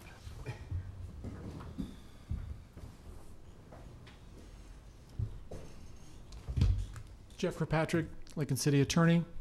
We're here today on these claims because of an October storm. We would ordinarily, with ordinary claims, have been in probably November holiday schedule. It might have been pushed into December. We're now here in May, and there's a reason for that. The reason for that is when we have claims come in, as I think everyone here on the council is aware of, we have to analyze whether they're pothole claims, whether they're mailbox claims, whether they're sewage backup claims. We have to analyze what the cause of it was and whether or not the city was responsible. You may recall, well over a year ago now, we had a number of sewage backup claims in the Belmont area. Now that was relatively simple. We had a record that showed that the city was aware that there was an issue on that particular street. The city was responsible on that particular street, and we paid those claims, and we got almost all of them resolved relatively quickly. They appeared before you as a council, and you approved the payment of those claims. This was a much bigger event caused by a rainstorm. As far as, and you've been writing down addresses, But Are it's you talking not- about last October, or are you talking about now? Talking about the October storm. Thank you. That's what we're here for today. The October storm, when you look at, and as you've been writing down addresses, this is not a 2-3 block area. This is not a single neighborhood that was affected by that. That obviously raises some complications as to the cause and effect. It is, Jeff, though, a fairly tight cluster. Well, it depends on how you define Well, tight. I mean, when you look at. That's my area, and I live out there, so I'm telling you that if you look at 38th and St. Paul, 38th and Madison, 42nd Cleveland, that's a fairly tight cluster. And Wedgwood? The Wedgwood's not on the ones I'm looking at. I'm Right, talking but that about was- the specific people who came today. Sure. That's a pretty tight cluster of people. What we looked at was all the 38 claims we had from that October 1st event. Okay. And yes, there were some clusters, but it wasn't just a 3 or 4 block area. It was larger than that. And so we collected a lot of data. We had the folks from the city come in and talk about what happened operationally during that event. But we went beyond that, and that's why I wanted to come back to why it took us so long to get the denial letters out. And that was because we hired an independent consultant to come in from the outside and say, what happened here from a more, if you want to say, a higher level, certainly a more objective level. And we had 2 questions. We had a question about the design of the system, whether that was under-designed so that this is something that's likely to happen over and over again, and understand that report was submitted by him prior to this May event, certainly. Second question was operationally. Operationally, when you have this storm event, did we make mistakes? Were there things? And again, we're applying a negligence standard to not only the design but also the operation. So we were asking, did city staff make mistakes during this storm? And it was a traumatic event, a catastrophic event, certainly. Did city staff make mistakes so that they were negligent and that either caused the problems that we had or added to those problems that we had? And when we received the report had 2 general findings. I think the first one was that the system is designed beyond what an average Midwestern city designs their sewage treatment system. The average Midwestern city looks at an average 10 years. Can your system have the capacity to handle any sort of storm you're going to have within your average of 10 years? Our system is designed beyond that. The second question is, operationally, did we make any mistakes during the course of the storm that made the damage worse? And the consultant concluded that no, the staff, there wasn't anything that they did or failed to do that could have made the damage less. And so based upon that, our law department, which had encouraged people to file claims because we don't know, and let me speak just briefly to this May event. And we're starting to receive claims related to the May event. We can't make a conclusion as far as whether the city was negligent until we've collected the facts and understand exactly what happened. We're not in a position today to say that May event was caused by city negligence or it was not caused by city negligence. So we encourage people in the meantime to file claims and collect information so that if we determine that the city was at fault, as we did at that Belmont situation where we had sewage backups, so we're in the position to pay off claims, and we do that. Bottom line, after we received all the information, both internally and with our outside consultant, we reached the conclusion that the city was not negligent. The city did not cause this damage either by negligently designing and installing the sewage treatment system or through negligent operation of that sewage treatment system. And that's why we sent letters to all the people that appeared today and some that did not, saying that we're going to recommend a denial. And that's why I'm here today telling the council that it's the law department's position that these claims should be denied on the basis that the city was not negligent. Questions? John? I know it's fairly quickly after last week's situation, but with what all has been investigated, is there, I would hope there's some internal discussion going on to say, what could we do, regardless of whether we're more than a 10-year event or whatever, this has happened now a couple times in, you know, heavy rains, but are there some preventative measures? I mean, are there some way, are we looking at extra trunk lines that'll make the sanitary system flow faster? Is it a tie-up at the Teresa Street plant? I mean, can you give us some preliminary observations? And I know it's still very quickly, but. I'm Donna Garden. I'm with Public Works and Utilities, and we have been looking at it very seriously over the last week. Obviously, we take this very seriously. It's not what we want to happen in the system at all. In fact, it shouldn't happen. We have looked at a number of different options, but obviously we can't pinpoint or tell you there's a project out there we can do.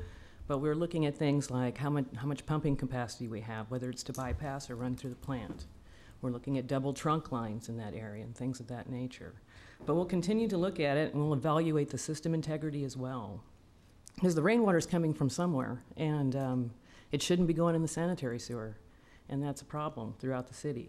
All of our flows were running very high, as it was in the October storm, but this one was exceptional this last week, so even more so. I think the gentleman that commented on what his plumber had said is a valid observation, because I've heard of a lot of sump pumps that go directly into the sanitary system. And if you have a water in your basement or a broken pipe, that's one thing. But if we have a citywide rainfall of 7 inches and suddenly all of these sump pumps are trying to drain up into that, that is a huge load. And I mean, just common sense tells me that had to have accentuated the flow going into the sanitary sewers. I mean, it's there. It certainly does contribute to that. They are against code. Our plumbing code does prohibit that. We're sure we do have some going in. We still have accelerated rates today, not as high, obviously, as they were during the storm, but they're still up compared to normal flows to the wastewater treatment plant. The other issue we had with this last storm is the flooding in basements. When that water does go down the storm sewer, or down the sewer in your basement, as it drains your basement, we're getting actual floodwaters into the sanitary sewer system. So even in the previous rain on October, I know I myself and my neighbors had water in their house that came in as rain. And that rain does go down the drain, and that's where it ends up in our sanitary sewer.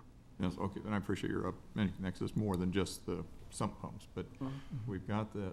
So it seemed like you ought to investigate maybe in some of these areas, extra trunk lines and bypasses or something that still is within environmental standards. All those options will be on the table for us. We'll be taking a look at that and seriously evaluating this. Now that we have obviously 2 storms that are out of the norm, the last time we had a rain event where we had backups from rain was 1993. And prior to that, the magnitude of the backups that we had, these last 2 storms, we haven't had since 1984. Is this something you could give us a timetable that you could get back to us, or we have a pre-council or something, so that we really are making progress? Yes, we'll get back with you on that. I need to kind of pull my consultants together as well to see if they can give us some additional data. We have the model out there that we can use. Last time, I believe it took us about 2 months, I believe, to get information back from our consultant on this.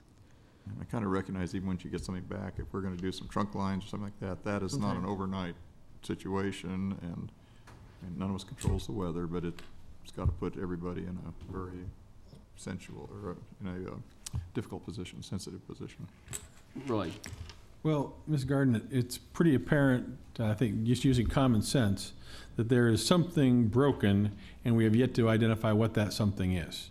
And what I would be interested in, and I'm sure all the people who came here to testify would be interested in, is finding what that something is and what we can do about it. So I would like at some point in the not too distant future to have a report by an engineer, unfiltered.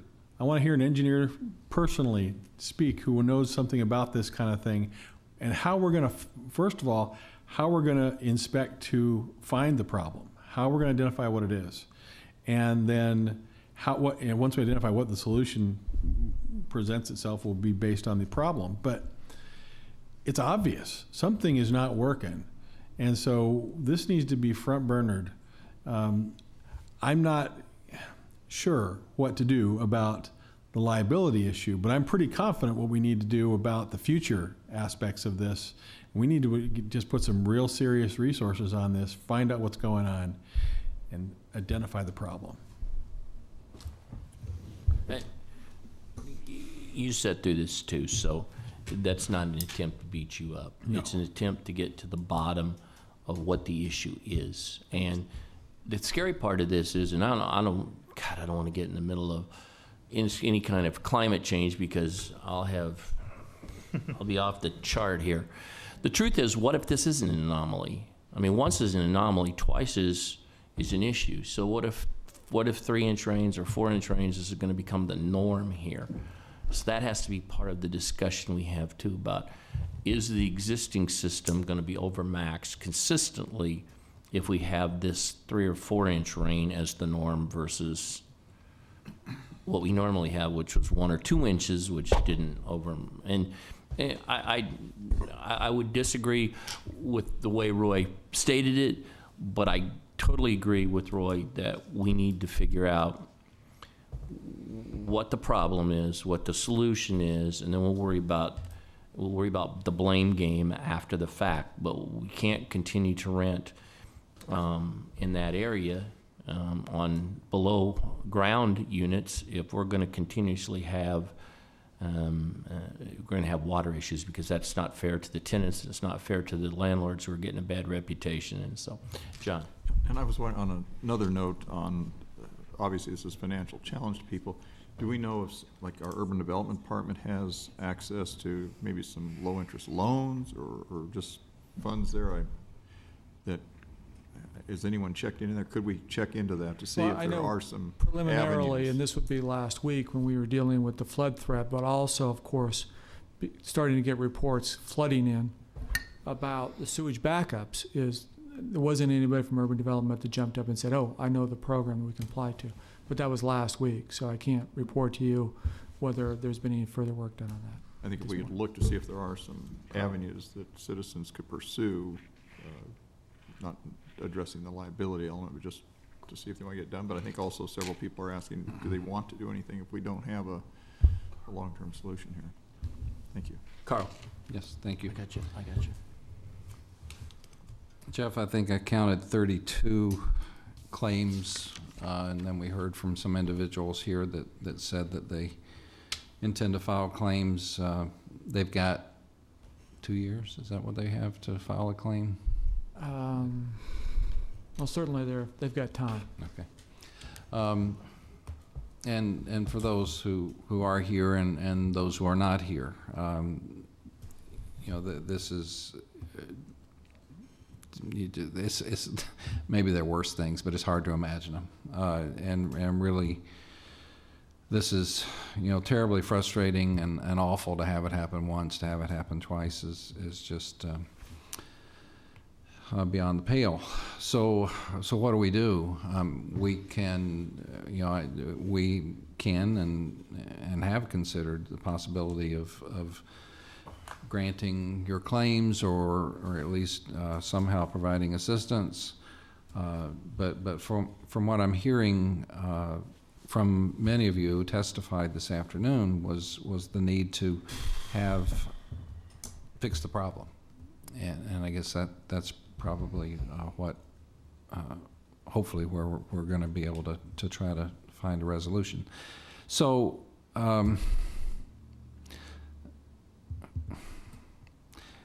Jeff, we didn't, and Donna too, we haven't heard of before last September 30th, October 1st. We hadn't seen really a pattern over time. No, we have very few rain-related backups. We have about 20 backups due to pluggage in the system a year, but Okay. that's really the extent of it. So I understand that, and that's why the claims were denied primarily, is we didn't see that the city knew of a problem and It's not a question of a pattern of sewage backups. This is a question of weather patterns. And we have had strange weather. Oh. It was a couple of years ago we couldn't water our lawns because it was extremely dry. So now we've got I don't know if 2 events is enough to make a pattern, but it's not a matter of, boy, the sewage system didn't work. It was a matter of extraordinary weather events that were beyond what the system was engineered to withstand. So if we get a third one, which We could, obviously. We know what the result is going to be until we have a chance to enlarge the system. And God forbid, should that happen, then I guess this is a question for you and the courts is when do we then become liable as a city for these damages? I think that's something we've got to certainly sink our teeth into the situation that's causing this and to find a remedy so that we can protect homeowners, protect ourselves as best we can, so that we don't see these kind of catastrophes occurring again. So 2 months, if that's what it takes, do it. And We'll try to do it as fast as we can. Oh, well, just do a good job. Absolutely. Yeah. Larry. Thanks, Donna. I was going to try and ask you to expand a little bit about the work plan that you have at Public Works to address this. Clearly, everyone is acknowledging how severe this issue is, what a problem it is, and how wrenching it is for families. You said you're going to need some time. Can you drill down a little bit on the manpower, the number of people, and women power who you're putting on this problem, and try and give us a little clearer sense of the timeline, what this next, if it is 2 months, what it looks like, what you're going to be doing, and why it's going to take 2 months? Certainly I will. And a couple of things I want to mention is we've already started actually working on this. We started with the October incident to go out and do televising of the lines. That's our first course of event that we take.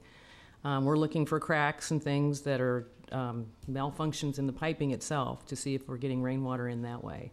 But we're doing the neighborhood as we speak, actually. I would assume sometime we're doing more. But we've started in October. We've got some of that evidence already back.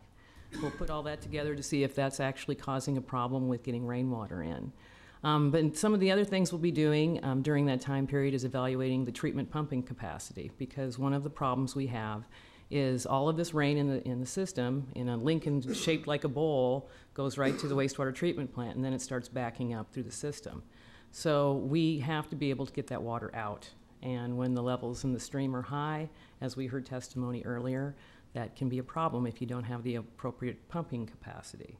But our pumps are now, our size to pump, we were actually pumping 107 million gallons a day at one point during this last storm. But we'll be evaluating that to see if there's any alternatives for us with that. What I'm looking at there is a modeling effort, and the detail that we would take to take that 2 months time frame would be we put all the pipes together in a model, we use the actual rain data and see if we can simulate what happened in this area. And when we do that, then we can tell whether or not the pipes are too big, or too small, or whether or not we need more pumping capacity at the plant. We will have the staff at the wastewater treatment plant that does this type of engineering work fully committed to that, and we will have a consultant, which we will have a totally independent consultant prepare the report for it. But we'll probably provide the data from our indicators that we have within the system. When we were dealing with potholes not that long ago, you were able to redirect staff towards this sort of an all-hands-on-deck model. What's your model here? Do you have that kind of model? We can certainly redirect staff to go do the additional televising in the area so we can get that data as soon as possible. And that data is probably the lead amount that we can get in there in terms of where we need manpower to actually, or woman power, to go out and get that data. Before I go to Jonathan, I'm sure you would, if these two gentlemen, Mr. Waiters and Mr. Hackard, said there were ways they thought of, you would accept suggestions, correct? I absolutely would. Okay. Yes. Because I'm not giving it to you because I'm not an engineer. Jonathan. Well, and I assume, of course, you've mapped out where these backups were in October, so you Yes. can see patterns or clusters. And you've overlaid the current reports, or how detailed are the current reports at this point? We have very detailed reports for this last storm. We have the map actually laid out already for the number of calls that we had last week. So they do overlay. We have a lot more scattering throughout the city on this last storm. It was much bigger in our point of view. But this area, again, was obviously impacted with a lot more people. How many would you say are repeats? I would guess almost all of them are repeats, the way it looks from the layout. I haven't checked it name by name. Well, there were more people affected this time. Yes. You're saying almost all the people who were hit by the October were also hit by this. Yes. Okay. And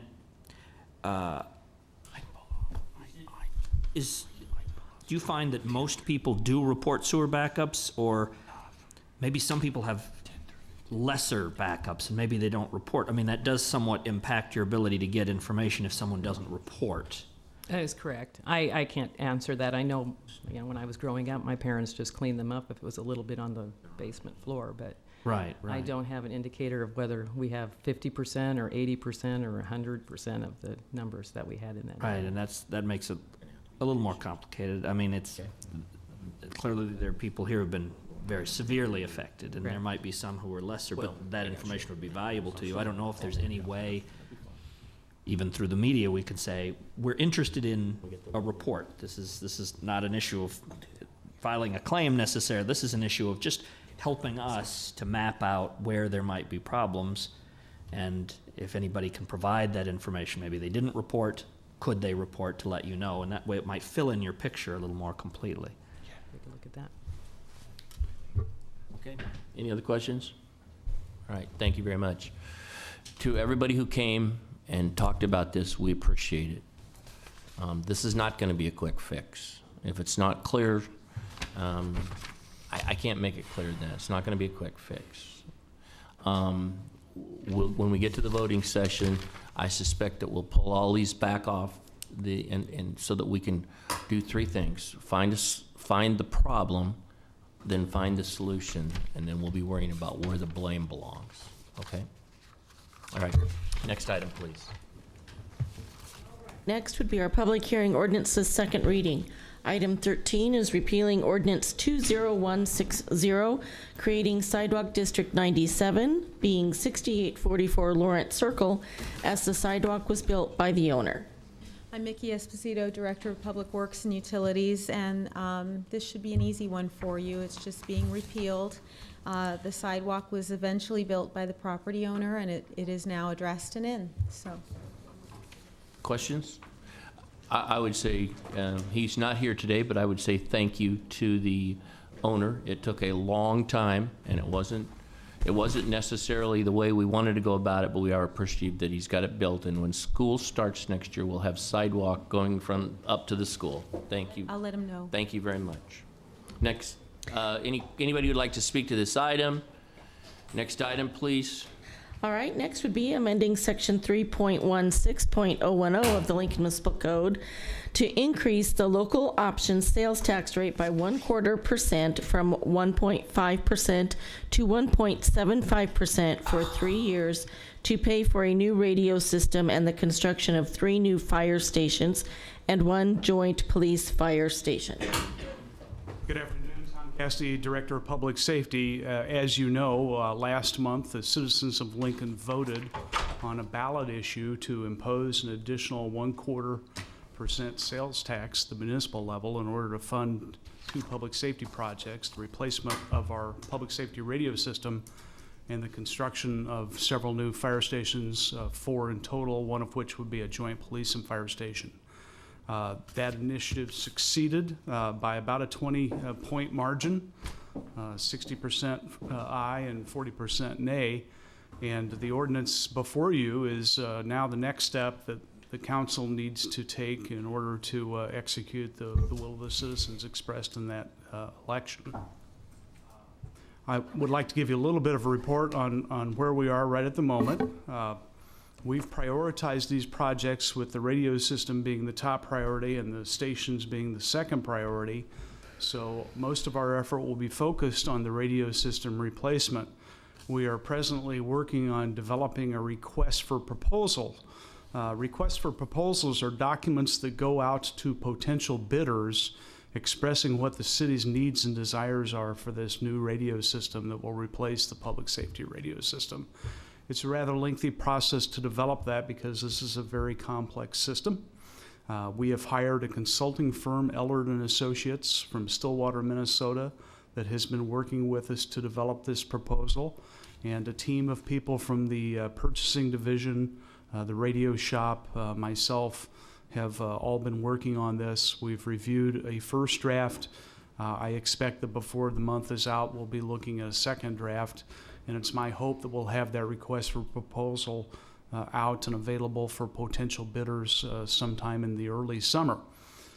Since it is a rather complex project, I think we're going to need to allow potential vendors at least 90 days, maybe even more, to respond to these proposals. I want to make sure that we get good proposals, and vendors need time to look at those requirements in order to put their best foot forward. After that, in the fall, we'll be evaluating those proposals, and it's my hope that sometime near the first of the year, we'll be in the contract phase with the vendor that's selected from among those who bid the project. It's about an 18-month to 2-year project after those contracts are developed and signed for the project to be completed. So that will be occupying a lot of our time and effort. The ballot initiative also called for an advisory committee to be formed, and we'll be doing that very shortly and putting that committee together.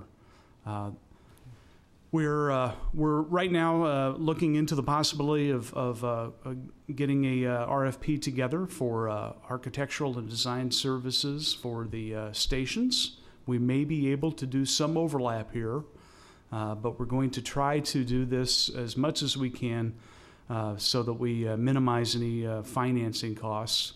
The amount of revenue generated by that sales tax should be sufficient over the next 3 years to pay for both of these projects. However, that revenue won't be enough to do all of these projects contemporaneously. We may, unless we decide to do either some interfund borrowing within the city or some short-term financing outside of the city. In any event, if we do that, it would be for a relatively short time and a relatively low cost. I'd be happy to answer any questions you have. Questions for Director Cassidy? Thank you. Anyone else that'd like to speak on this item? Jeff Kirkpatrick, City Attorney. As I'm sure all of you are aware, the reason why this is on your agenda and before you now is because even though there was a vote of the citizens of Lincoln and it passed by a large margin, that was not sufficient to impose the increased city sales tax on the city of Lincoln. There were further steps, including the passage of this ordinance. And the timing does become an issue because under state law, the sales tax, which is collected by the state of Nebraska, can only be changed 4 times a year. We need to pass it this month and forward the certified copy of the ordinance to the State Department of Revenue by June 3rd so that they can then start collecting it on October 1st. They'll impose it on October 1st and we'll start receiving revenues from them, I think a month or 2 after that. The draft of the ordinance you have in front of you is relatively simple, and when I was drafting it, my idea was wanted to have it to be self-executing. And so as you read it, you will see that if you pass it next week, that you will not have to vote on it again to take the increased 1/4 sales tax off. It will automatically come off at the end of 3 years after it went into effect. That doesn't mean that the city council 2-3 years from now, if the expenses are lower than expected or the sales taxes are coming in higher than expected, you can always act prior to that and take it off earlier, but you do not need to. It will automatically come off in 3 years. Questions? Oh, go ahead. There's also going to be an amendment before you next week that I'll ask the council to consider. The reason for that is we were discussing the implementation and the cash flow of the sales tax. Steve Hubka wanted it to go within certain funds, obviously because the money is directed toward fire stations and radio systems, and it's going to be as it comes in, he will be segregating it. And we were in discussions about whether that should be in the ordinance. We were talking about it when I drafted it and was introduced. On further discussion with Steve Hubka, we decided that it could be handled internally. He can make sure that the money is segregated, and so the amendment reflects an effort by my part to clean that up and take out that reference to segregating the money from the general fund as it comes in. Questions for Jeff? John. Thank you, Mr. Kirkpatrick. On your last statement then, basically just be from accounting purposes, so that money will come in, those receipts from the sales tax, and they're just put by themselves, and then from that, as the expenses are incurred, that's where the sources will come, or the source of the revenue. That's my understanding, and Mr. Hubka, of course, is a better source of that, but yes, his plan is to have segregated funds for this, so it's set aside just for the purposes that the people voted on. Thank you. Thank you. Steve Hupka, City Finance Director. I just want to make a couple of points that Tom and Jeff might have not hit on. As it was mentioned, this would be effective October 1st. We'll start receiving cash to the city treasury in mid-December. And Tom was talking about being under contract around the first of the year or shortly thereafter. My understanding is that some of these radio vendors want a down payment. We don't know how that's all going to come out when we get the proposals, but we'll be collecting about $1 million a month. Depending on how large the down payment is, we may need to do some interfund borrowing or possibly borrow from a financial institution for a short period of time. And a lot of the cash flow over the period of this sales tax will depend on the implementation of the radio system and also the construction period for the fire stations. But we've got a good, reliable source of revenue. It'll be coming in on a very predictable schedule. So to a certain extent, we can control maybe the expenditure side of things to match up with cash flow. And that gets into the discussion a little bit of what Jeff was just mentioning here. If we're allowed to control that cash flow and put it to where the expenditures need to be made during that time, that'd be extremely helpful. And instead of saying that X percentage right from the start is going to the fire stations, X percentage is going to the radio system, having a little bit of discretion on that would be very helpful. Any questions? John? And again, with this committee that's going to be formed, that would have some oversight too, as far as working with finance, I would assume. Yes, that'd be a perfect thing for them to oversee. Carl? Thanks. I'm sorry. Steve, you explained that the money would start coming in around after the 1st of January. It'd be about the middle of December, but the outflow of cash may start shortly after the first of the year. So also, just so the public's aware, this is anticipated it's a 3-year tax.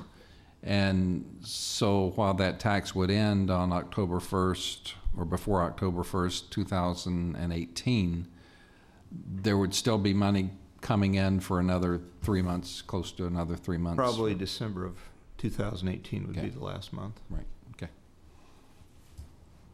Okay, any other questions? All right, thank you. I'm sorry, Trent. We're talking about ending it after 3 years, but is there any way that we could provide some transparent method of the public tracking what's coming in for this fund? Is there a website that they can look at, or is there something you can put on your website to kind of give the public an eye on how these funds are coming in, as it relates to what the spend down for the equipment and the stations and the radio system that we're purchasing here?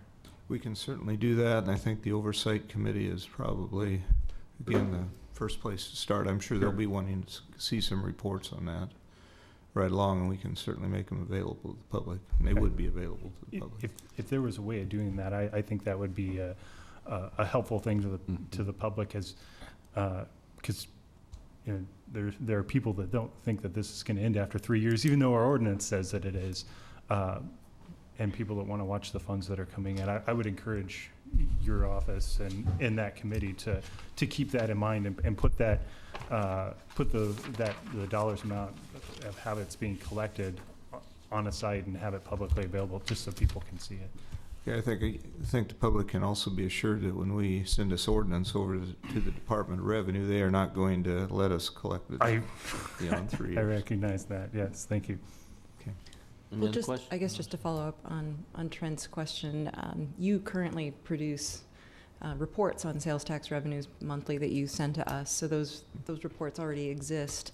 Is that something then you could just add to? Is it just build it onto one of those? And are those already available online? they're public record, obviously. public record, Well, so- they would go into our packet, and that's available online. Yes, yes. So currently, there's a method for reporting sales tax revenue, and potentially if it's easier to add to that. Yeah, it'll be very easy for us to track this and allocate it to the projects and the expenditures that are being made. Great, thank you. Okay. Anybody who'd like to speak to this item anybody who'd like to speak to this item, please come forward. Next item, please. All right, next we have approving a real estate sales agreement between the city and Nebco Inc., authorizing the sale of city-owned surplus property generally located in the Lincoln Water System fields in Saunders County. Good afternoon, Steve Huggenberger, City Law Department. I thought I'd give you a little background on this real estate sales agreement. In 2014, you approved a sales agreement to Nebco in the same general area up in the water system property. This particular piece of property is smaller than that piece of property, and actually, if you will recall, the adjacent property owner wanted to develop the property into sandpit lakes. As they were beginning their development, they discovered a small section of property, 3.5 acres out in the middle of the lake, that actually the city of Lincoln still owned. It's not adjacent to our current property. If you look back at the history of how these parcels were transferred, I don't know that we have any employees or even any Nebco system employees that remember why it was transferred the way it was. But one section was not transferred back to Nebco as the other sections were. And so this real estate sales agreement is just completing that, I guess I would say. This 3.5 acres is not adjacent to any property that we have now. We have no facilities on it. We have no intention of using this piece of property. Do you have any questions? You said it's underwater? The majority of it is underwater. Actually, a part of it is on one of the lots, which makes it kind of attractive, but. Any other questions? Okay, thank you. Anybody who'd like to speak to this item? Staff questions? Next item, please. All right, that concludes our public hearing. We can go into the voting session. Fine. Unless can everybody make it? Okay, next item, please. Public hearing resolutions. Item 11 is the interlocal agreement with the Lancaster County Corrections Community Service Program for roadside litter pickup, introduced by Eskridge. So moved. Second. Seconded by Roy. Discussion. Call a roll. Gaylor Baird? Yes. Camp? Yes. Christensen? Yes. Cook? Yes. Emery? Yes. Eskridge? Yes. Fellers? Yes. Motion carried 7-0. Next then would be item 12, the report of claims for the period of April 16th through the 30th, 2015, introduced by Eskridge. So moved. Second. Seconded by Roy. Trent? Mr. Chair, I'd like to make a motion that we withhold any action on the denied claims, and with the idea that we determine which of those were related to the September, and then we could act on it next week of those that weren't, and the ones related to the September backup, we would keep them pending. I'm gonna, items 10 through 50. Yes. Okay. Did we back up on? Well, lines 10 through 50 is what it is. Yeah, 10 through 50. 10 through 50? Yeah. Just so we can have an opportunity. Put on pending. Well, that's what I was gonna ask, because you could just remove them, and then they sit with the law department. No action will have been taken. But we don't know if they're all related to water. We need to sift through. Well, the law can bring back any in 2 weeks that aren't related to sewer, if you don't want to sort it out now. And then the rest stay in the law department until such time as I think you ask the law department to do something, rather than let them sit on our pending list, because I think that would upset Trent.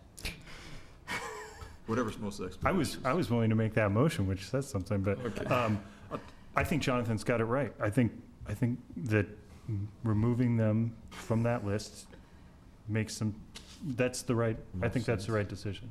Okay. So that's items 10 through 50. So that's an amendment to the motion. I'm looking for a second. Second by. I guess I can't. Second by. I'll take it. Second by. Made by John. Seconded by Trent. And that was just to remove lines 10 through 50. On the denial. From the denied. All right. Just, let's ask staff if, make sure we're in the right direction, Jeff. Is that what you wanted?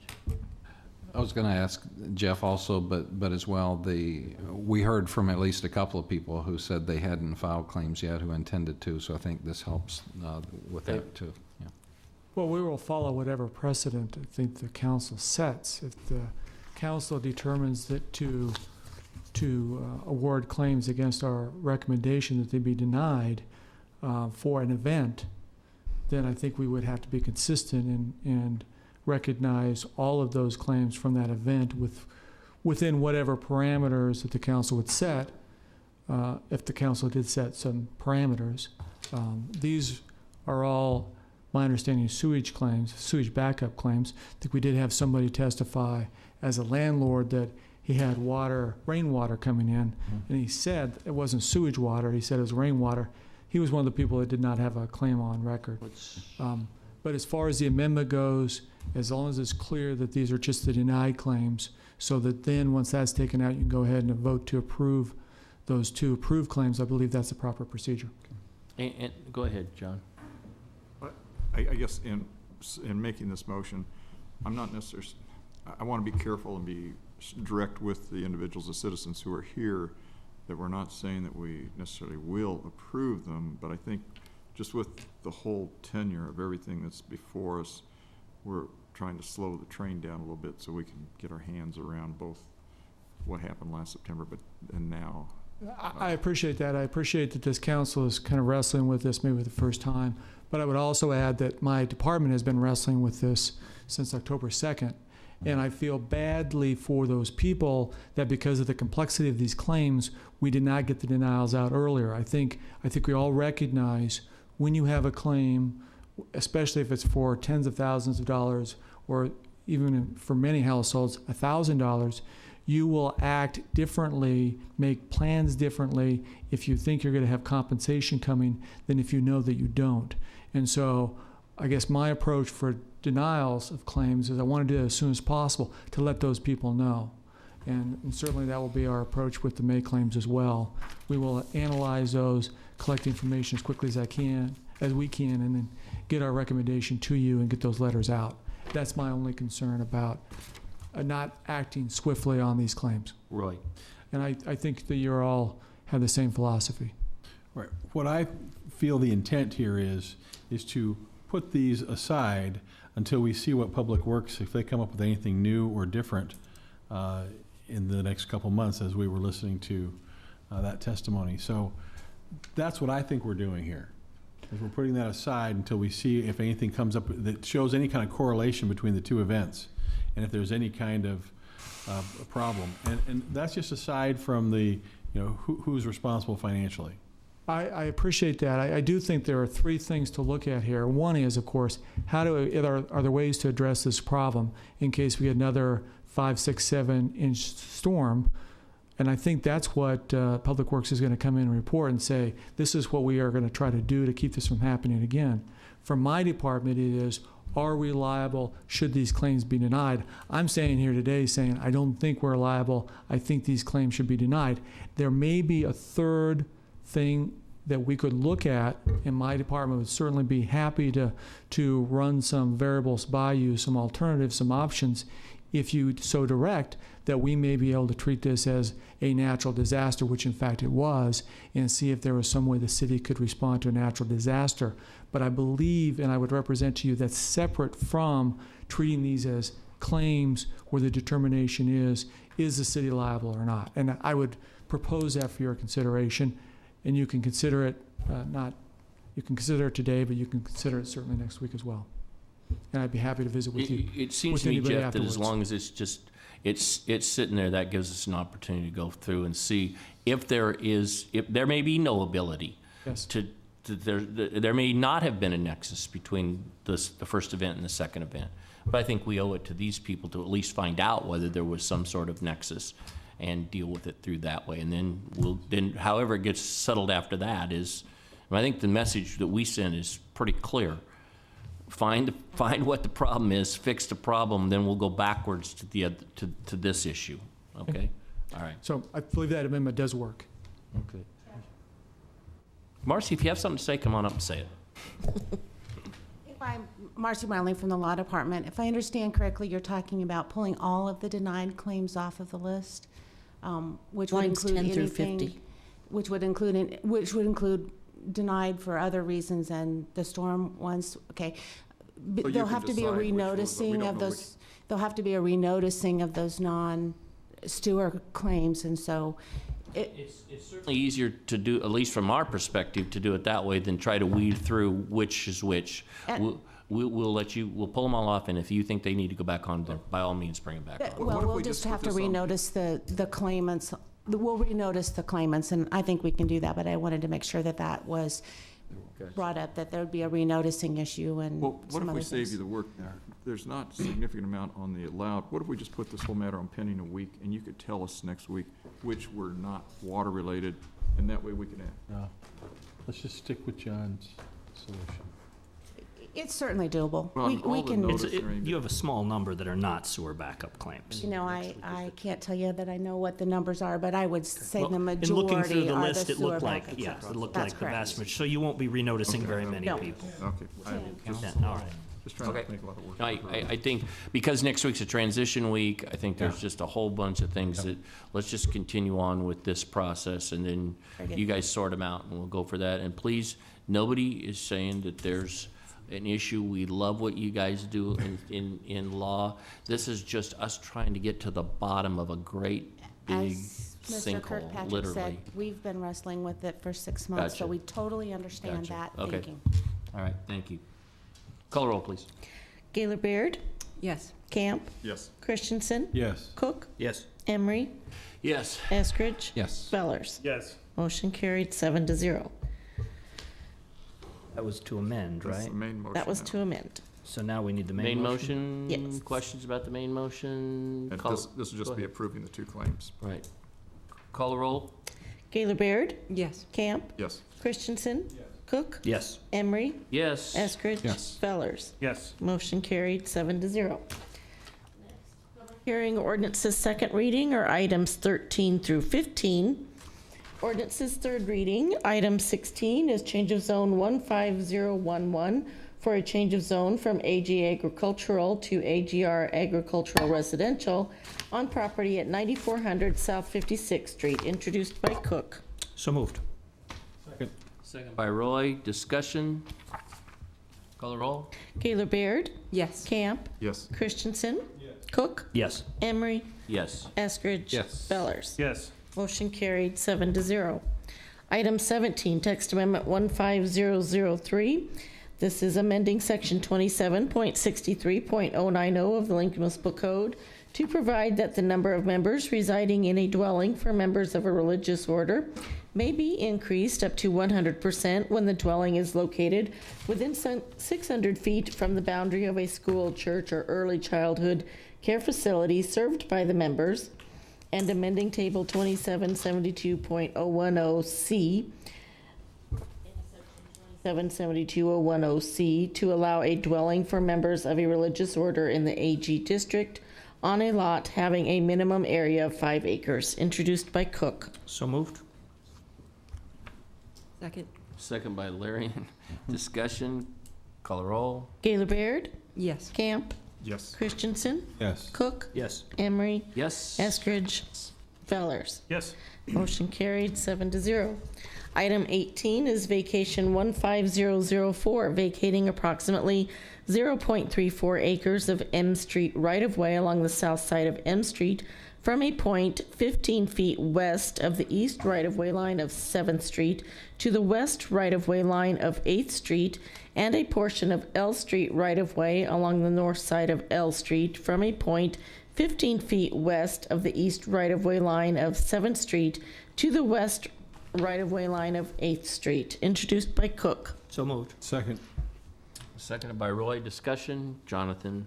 Yeah.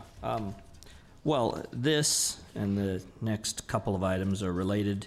I think this is a really great project. I really think it's the geothermal thing is a terrific addition.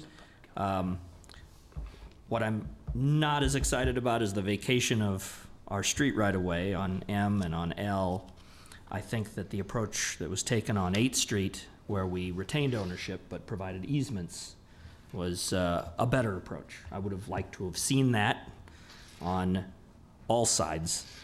But I understand there are technical issues here related to financing, et cetera, and making this geothermal system work that apparently, based on months of discussions, made it so that that preferred option would not work.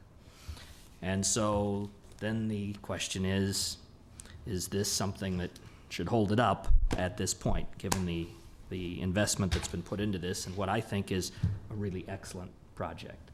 And given that I think the overall benefit here is really positive, I need to go along with the package as it's before us. But I would say that going forward, I think this needs to be more of a discussion item, especially now in South Haymarket, because I think, again, we often are not imagining what something might become. West Haymarket has succeeded, I think, beyond even the expectations of optimists.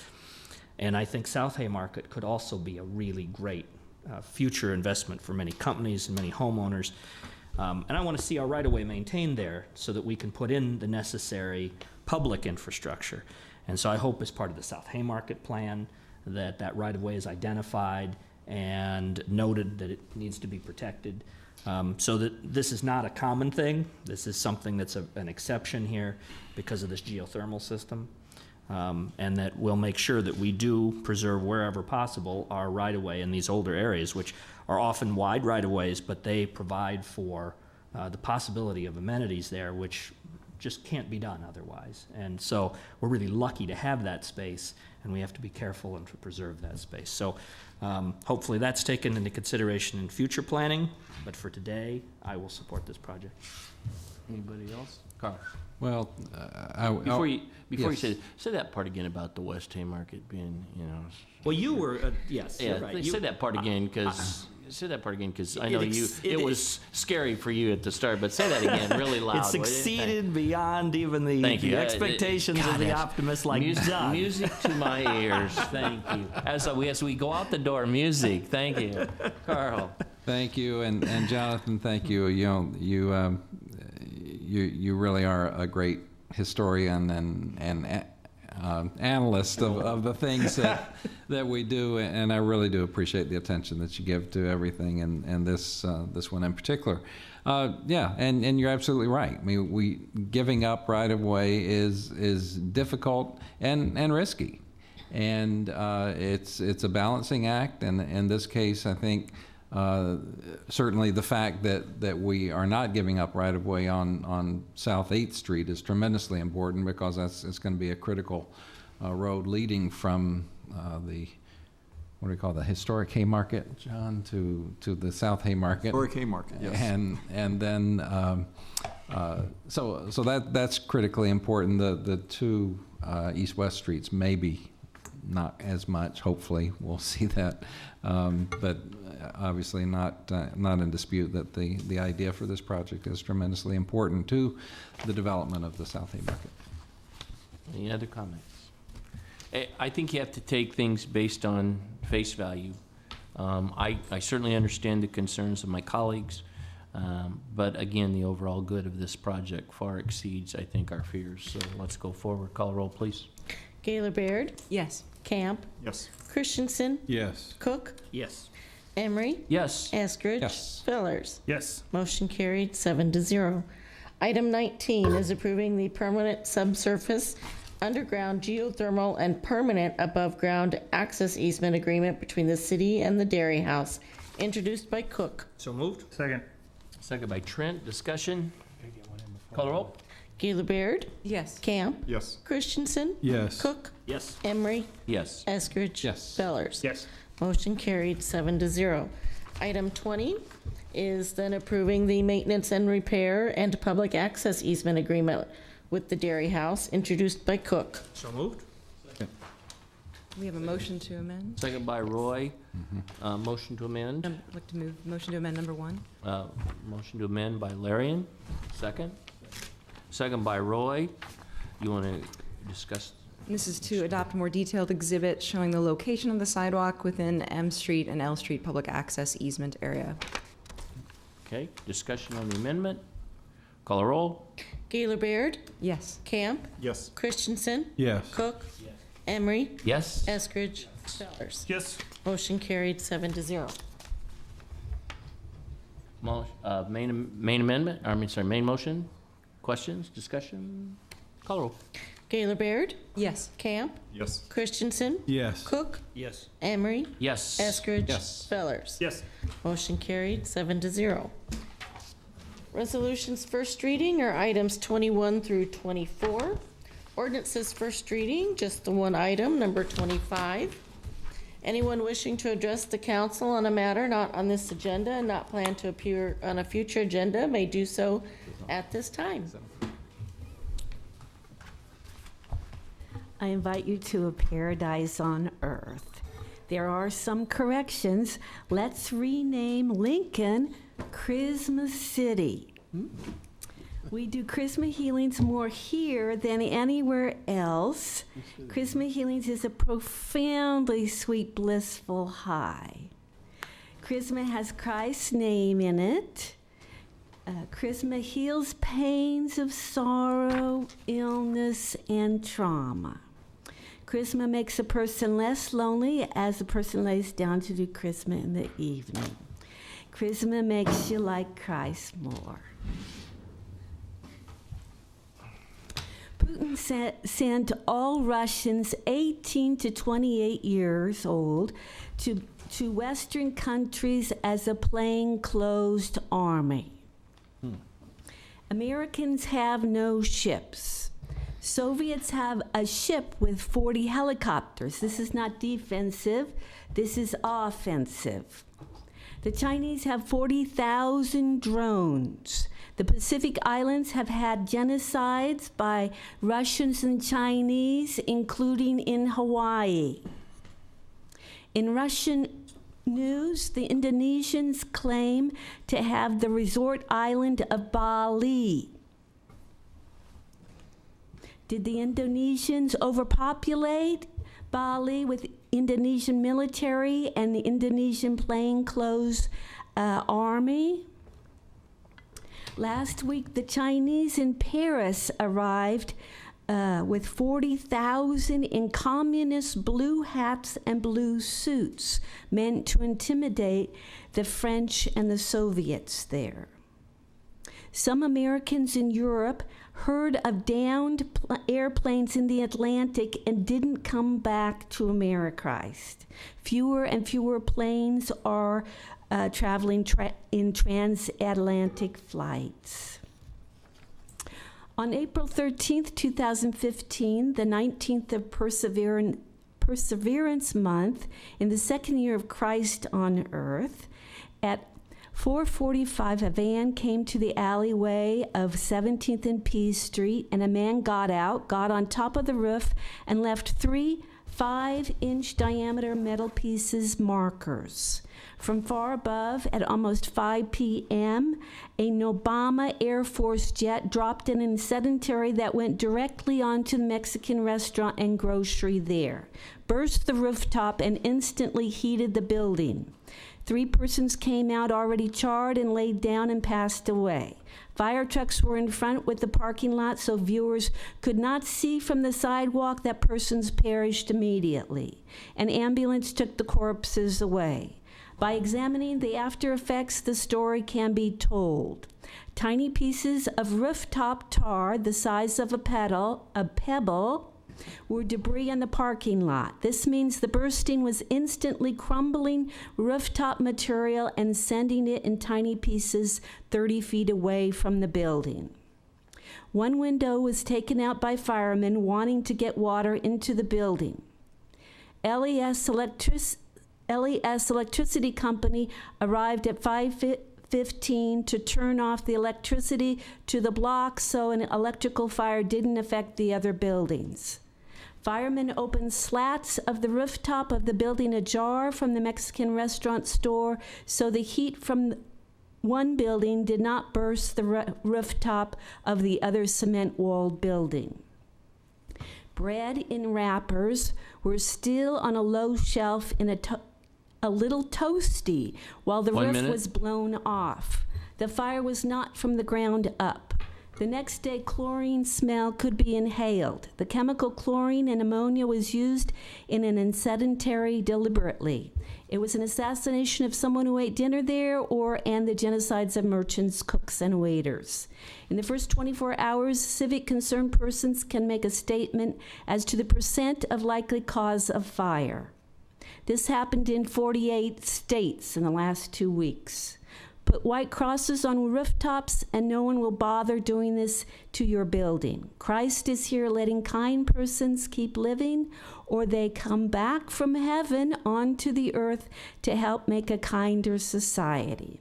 Obama, Derek Geller, was first seen as a colored gay South African terrorist in an African National Congress House in the fall of 1983 in Amsterchrist. He may have done the first time in sedentary on Harrods department store, noted in a photo of the New York Times on December 3rd, 1983. Please wrap it up for me.